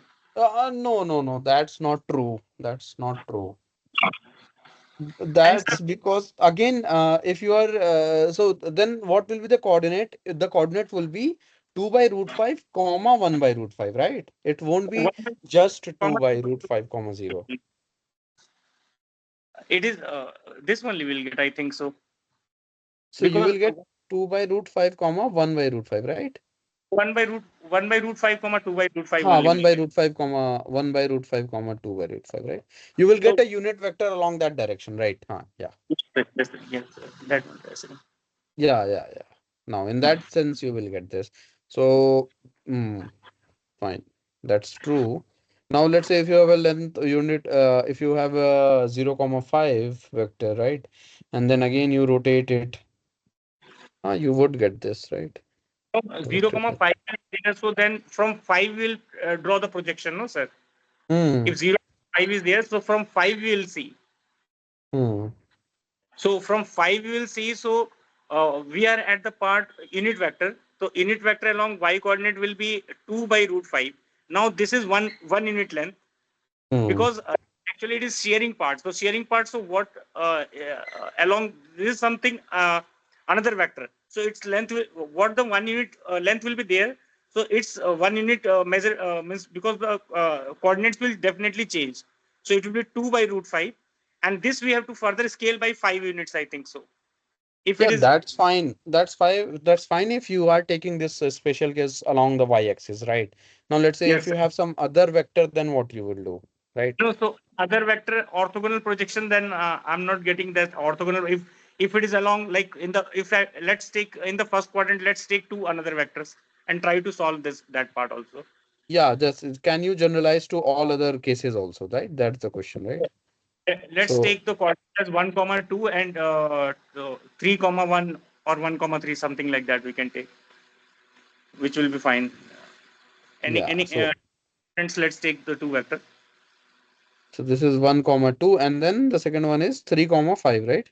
3 comma 5. Let's take. So it will go somewhere like this, right? 3, 2, it will go here, right? This will go somewhere here, right? This is 3 by 5. This is 1 comma 2, right? And then what is the length of this vector along this vector, right? You So take and this, we, you take this, right? Fine. And this length is root 5. This length is root 5. This is angle theta, right? So what should be this length L? So L again, cos theta equals to L by root 5, right? L is equals to root 5 cosine theta, right? Which is equals to root 5 into dot product of these two, 3 plus 10, right? 3 plus 10, 13 by length of this, which is root 5 into length of this, which is 25 plus 9, 34, right? Into root 34. So yeah, now, yeah, this is what you're getting. So 13 by root 34 should be the length, right?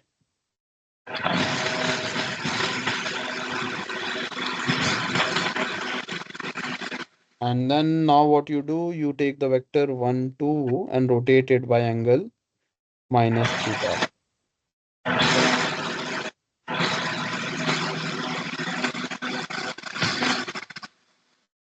Okay,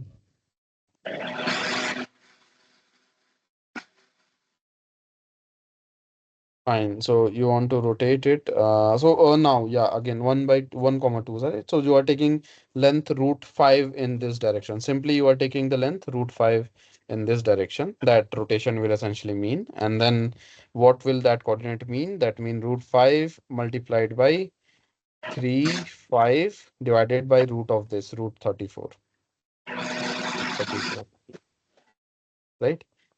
So I don't think any generalization. Can you find something here? uh, what I'm thinking, like first let's reduce 3 comma 5. Let's scale to this length where the projection is coming out to be.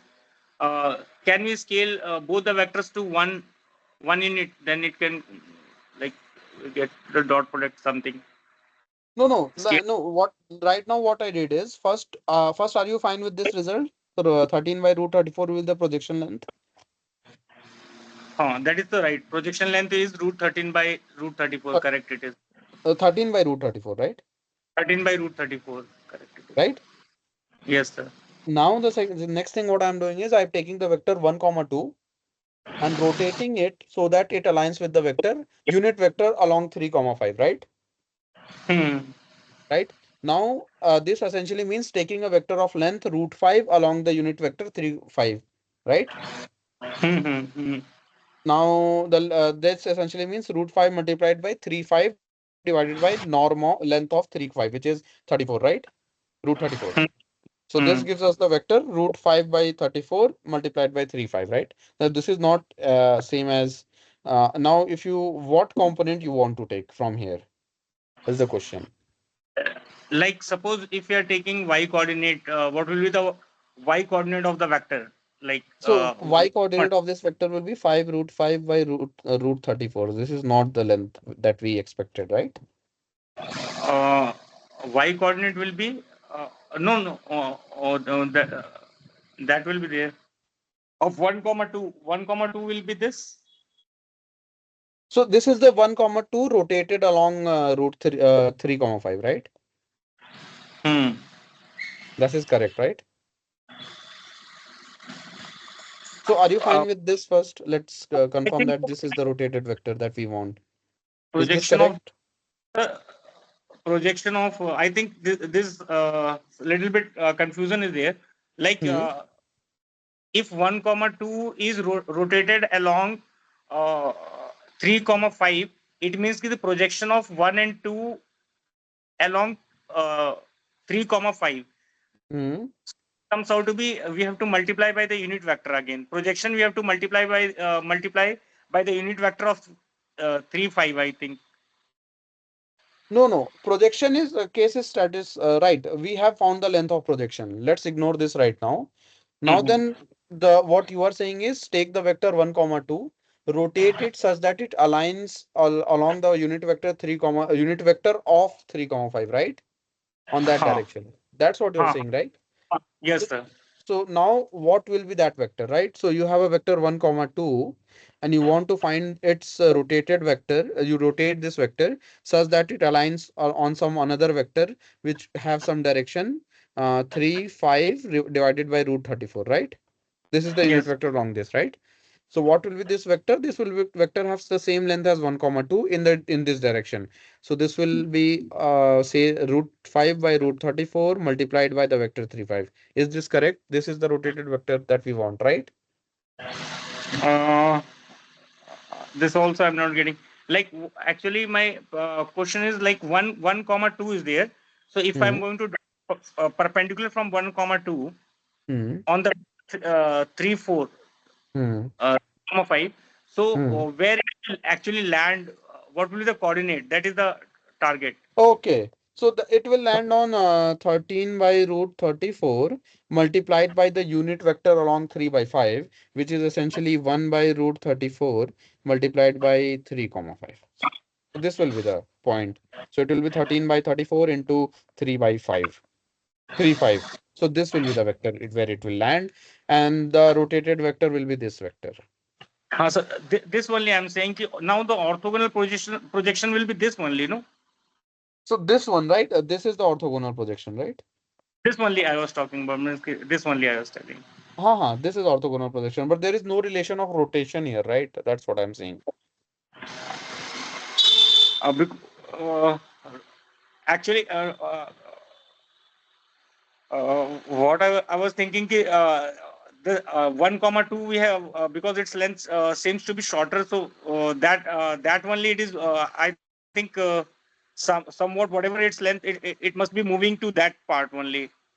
Like actually, dot product. What I was thinking, dot product maybe both the vectors. Let's take to the unit length.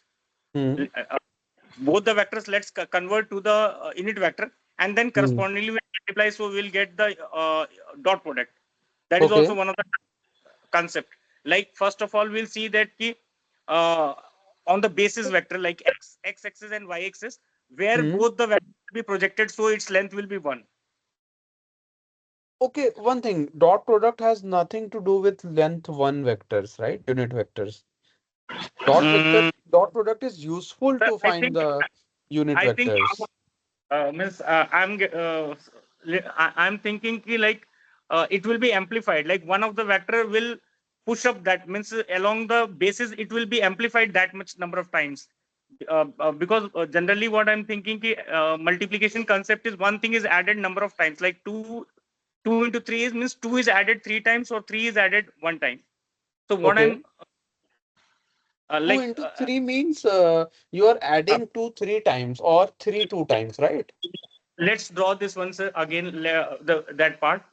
Uh, Yeah. this 1 comma 2 and 3 comma 5.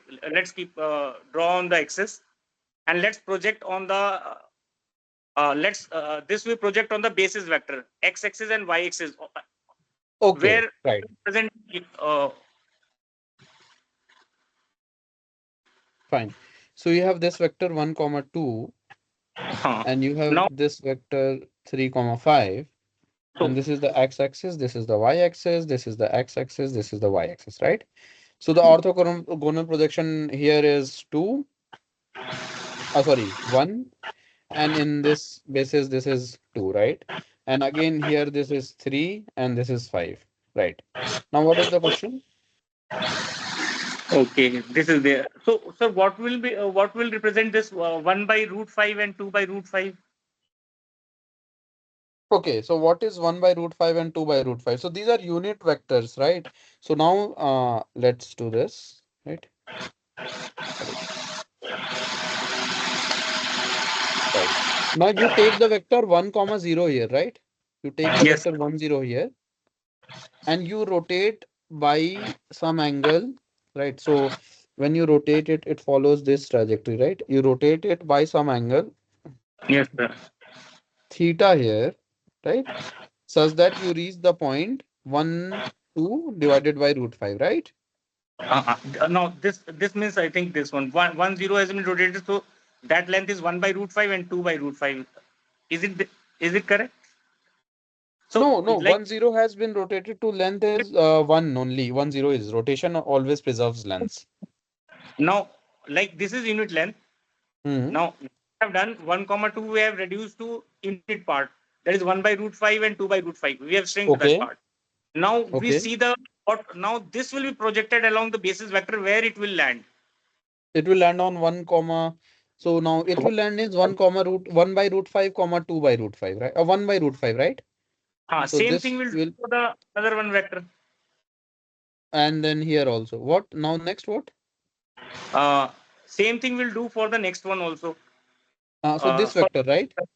second vector, yes, sir. Right. Same thing will happen, right? Then.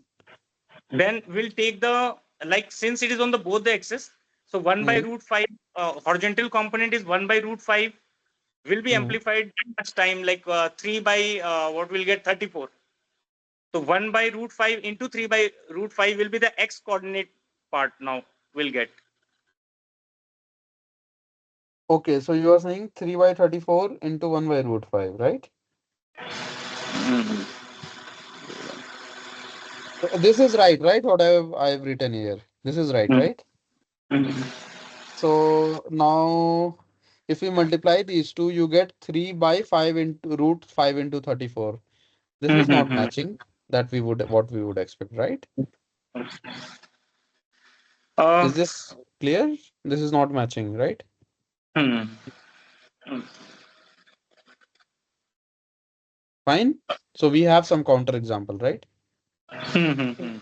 Next time we will discuss. Let me think again. Uh, Yeah, yeah. That's good that you are trying to get some generalization from here, but it essentially does not work. mhm. This generalization is not right. Basically, that's what I can say. This is not Like correct. thinking like A1 A2 plus B1 B2 Hmm. product is like suppose the A1 A2 plus B1 B2 is two dimension. If I'm taking this one, uh, uh, this is the dot product only. A1 A2 plus B1 B2 for two dimension. This is the dot Okay. product. A1 B1 dot A2 B2. Right. Yeah. A2 B2. So Mm. I was just thinking that why we are getting this part. Actually, A1 A2 plus B1 B2. Why we are getting it is not a definition. It must have some geometrical interpretation. That part, because since Oh. initially we are calculating the angle only, like we are finding the cosine of the angle between both, not like cosine of the angle between the basis vectors. So that's why it Right. must be something like this. So let's take this B1, A1 B1 and then A2 B2. Right. Yeah. So Like So essentially, the definition of dot product, okay, as far now as I remember, yeah, if you the orthogonal, like orthogonal projection of the a1 b1, that will be, I think, along the x-axis will be a1 times A1, the orthogonal projection will be A1 times 1 comma 0, right? a1, and orthogonal projection of a2 b2 along x-axis will be a2 times of 1. Yeah, A2 right. means a. Now what I'm thinking ki now a2 has been added a1 times, means because it has been further, I think it has expanded that vector further along the basis, it has moved further away. Okay, right. Yeah, yeah. That's right. That's right. Like along the x-axis, if you take, if you are trying to take two dot product of two vectors, v dot u, right?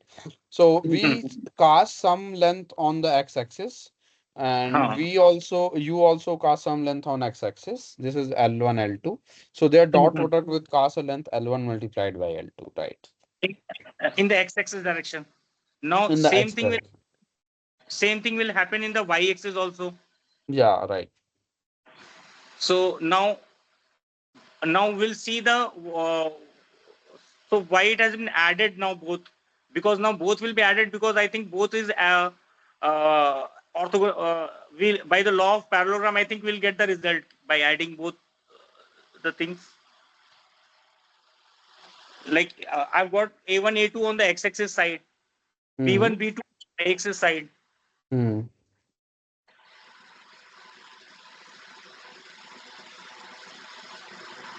I'm not Actually in sure what we are trying to get from here. again, I will also think because sir, in books just it is because like in junior classes or somewhere directly this definition has been given. Ki, okay, you add this, that only represents. So actually, geometrically, I think something is happening now. Uh, Um, Geometrically, what is happening is if you have a vector like this and you want to find the dot product with another vector b, let's say. So geometrically, what is happening is what is the amount a b is moving in the direction in the along the vector a. So you simply take this orthogonal projection here, and this is the length that b is casting in the direction of a. mhm. And now let's say now let's say So A was a vector which has smaller length than vector B, right? mhm, Then in this case also B is casting the length which is equivalent to the this length, right? This is greater than the length of A. So this is essentially how much your vector is changing in the direction of other vector. mhm, What is the length of your vector in the direction of other vector? So example would be 1, 0, and let's say B is 1 comma 2. So now the length is greater, you are spanning length 1, and if it was 0.1, length would be have smaller 0.1, right? mhm. So this is the idea, basic idea of dot product. This is what it gives you. How much is a Sir, vector sir, spanning length this along the other vector, like right? uh, like here also I have to think more. I Hmm. think if both the like two vectors we have a1 b1 Hmm. and a2 b2 in the same figure, Hmm. so can we have like the angle bisector of both the vectors, because now the resultant will be along the angle bisector along of the both the vectors.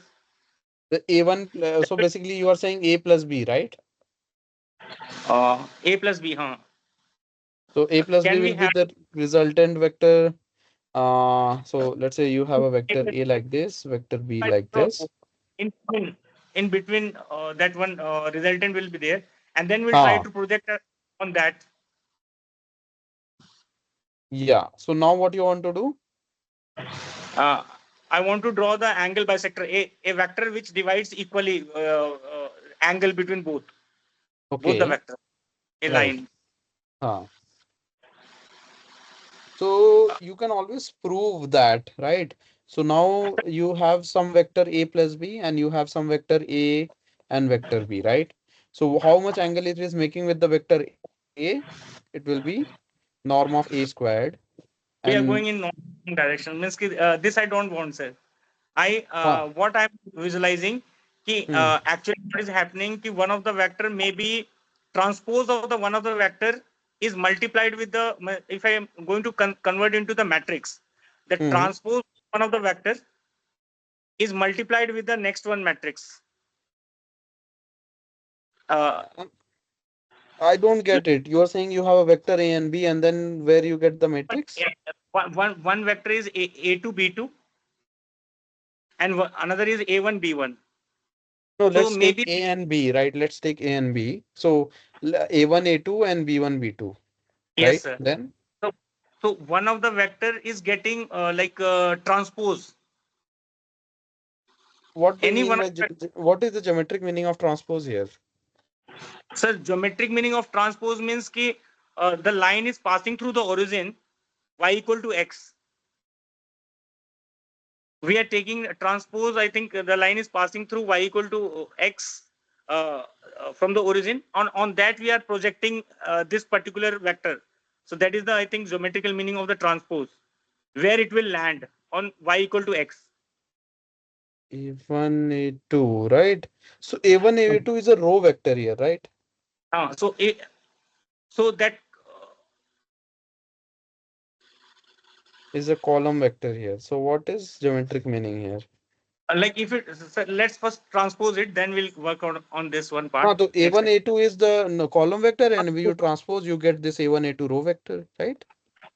Uh, Then, now that will be multiplied with the column vector directly, two vectors multiplication. so you want to take A transpose into A. Hmm, hmm, hmm. So that will give you the length of the vector A, right? No, no, that will give A dot B.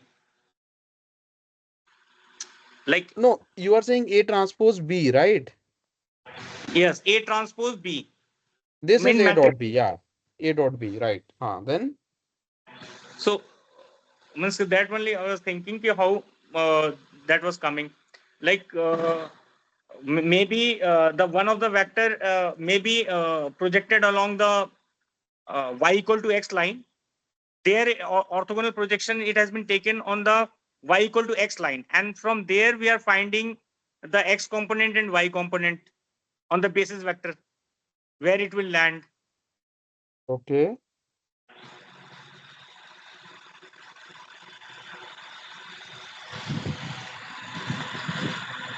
So I'm not sure if I'm getting your problem. So we can discuss this in the next lecture Next also. slide.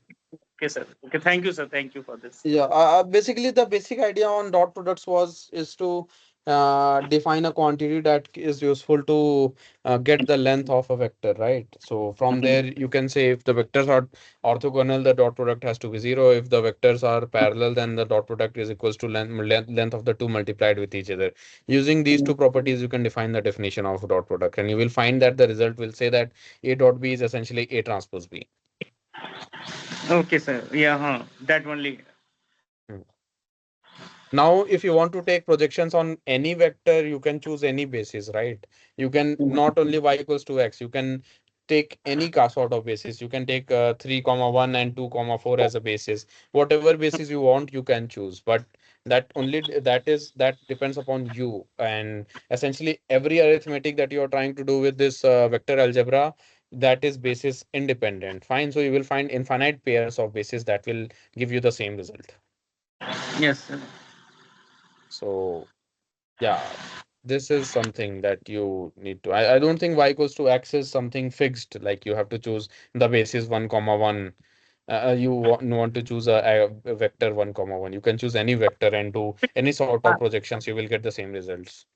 Uh, But basically, what I'm saying is if you choose 1 0 comma 0 1 as the basis and try to do some solve, try to find whatever you are trying to find, and then you hmm. use a basis 1 comma 1 and minus 1 comma 1, you try to do this arithmetic and try to find something. Both things will result in both representations will result in the same result. Okay. Is this clear? Yes, sir. Yes, sir. I got it. Sir. Fine, so you can always fixate on some basis, but yeah, the truth is if you're dealing with vectors in linear algebra, you can choose any sort of basis. Okay. Like I was just thinking like this also in the other way also around. Like Hmm. first, I'll convert both into. I'll shrink both the vectors into unit vectors. First of Okay. all, Okay. correspondingly, I'm going to multiply. Means So how dot much it has been. by multiply you mean dot product, right? Yes, sir, that only, and Hmm. then multiplied with the magnitude of both, something like that. I was thinking it was That is coming what to is be. the definition of dot product, right? Mhm. So you dot product is basically if you get the value, try to find the value of dot product, it's essentially magnitude of A magnitude of V multiplied by the cosine of angle between these two. Now you are saying let's say scale down to unit vectors. So the length of unit vector will be 1, length of the second unit vector will be 1. The cosine will give the angle between them. And again you scale it by the magnitude of both Both. multiplied, right? So this is Yes, the same thing as dot product. mhm. So I was just correlating between this one key, what is happening in the vectors, and while matrix multiplication, what is happening, something like that. I just wanted to correlate with that part. Okay, so matrix essentially when you do matrix vector product, what happens is matrix is composed of some rows, right? Like Some what row I'm finding, vectors or one of column the vectors. transform, or like it comes out to be like 2D has been mapped to 1D, one dimension, I think. What matrix? No, no, like dot product is there, no? That one of the vector has been transposed. Like one vector is transposed, and then it has been multiplied with the second matrix. Like in matrix also something is happening to this vector for the dot product. Okay. So yeah, co-vectors are something. I think you are thinking of something different, right? So what you are saying is you are in the vector domain, and when you are doing dot product, you are squishing the dimensionality to one dimension, right? Yes, So something when like you were that. dealing with these two vectors, they were in R2 space, and then when you do the dot product, you get into the R1 space, right? Yes, This is what you're saying, right? yes, sir. Like I'm Now saying, ki like this is valid for Rn also, right? It's not necessarily R2, it is Rn. like, And like a vector. If I'm taking a vector 1 comma 2, let's hmm, 1 comma 2 will represent in the matrix form. yeah, That is 1 and 2 in the one, column. yes, Then another vector, let's take 3, 4. okay, Now, now this I'm visualizing in a matrix form. This vector now I'm taking as a matrices. okay, So one one so dot product will be product of the transpose of like A dot B. A dot B if I'm taking, it means ki V1 transpose, like transpose of first right. with So the this is second. what you will get, right? This is what you will get. Three. This is correct. This Hmm, one. hmm, So it means ki like 3, 4 is a vector. Now it hmm. has been transposed to 3, 4. So uh, this must be representing something in the this vector space part. This Okay, this is interesting, right? This is interesting stuff, right? So let's say you have some subspace, right? You have, let's say I've defined this subspace of dimensions Rn, right? let's take 2D only, two dimension Okay, only. okay, so let's do 2D only. Mhm. So let's take this 2D space. Mhm. So let's put 1 comma 2 somewhere, and Now, 3 and let's not fixate on 1 comma 2, right? Let's because one fixate on comma 3 2. comma 4 only. Let's fixate on this 3 comma 4 only, right? Right. Mhm. And then in this space, you can have infinite possible vectors defined in There are this space, so there are infinite. right? You have, and Hmm. let's only consider to restrict the space to the vectors contained unit vectors, right? In the unit circle, right? Hmm. Now let's find the action of 3, 4 on all these vectors, right? You can define this. Fine. Hmm. So now you hit all these vectors with the this transpose vector, right? With all these vectors, you get a linear scale, number line, one dimensional scale, right? This is R1, right? Hmm. Hmm. So 0, 1 up to plus infinity, minus 1 up to minus infinity, right? Now, this 3 comma 4, let's say this is a function psi, right? That is acting on a vector v, which is a unit vector. And this is essentially giving a scalar. Psi is a mapping that takes a vector v and returns as a scalar value, right? Hmm. Hmm. And this is essentially defined as 3, 4 multiplied by the vector v, right? Okay, Right? got it. Hmm. Now you can always think of it like a function, right? Now for each of these unit vectors, you can define this mapping. And what this mapping is essentially representing is what is the length of the vector 3 comma 4 along all these unit vectors, right? And Hmm. this will be a what kind of mapping? One-to-one mapping, right? Hmm. Right, one-to-one mapping. So it's a function, right? One-to-one function, Hmm. Hmm. right? Right, So right, sir. this is something you can define of always, right? This is something is defined always. And then from this mapping, you want to do some operations. Now, if the chosen vector v is essentially along the lines of 3 comma 4, you get the what you get is essentially unit vector multiplied by this, right? So you get 1, right? V cap is essentially v by norm v, and then v dot v is essentially norm v squared. So you get the length of vector, right? So you get the length of vector if it is along the direction of vector 3 comma 4, right? Yes, sir.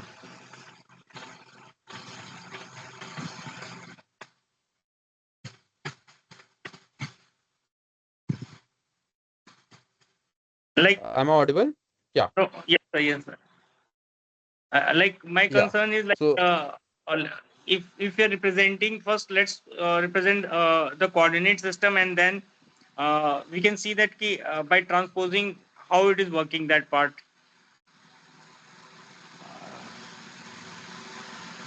It's so I guess this is what it is being happening, right?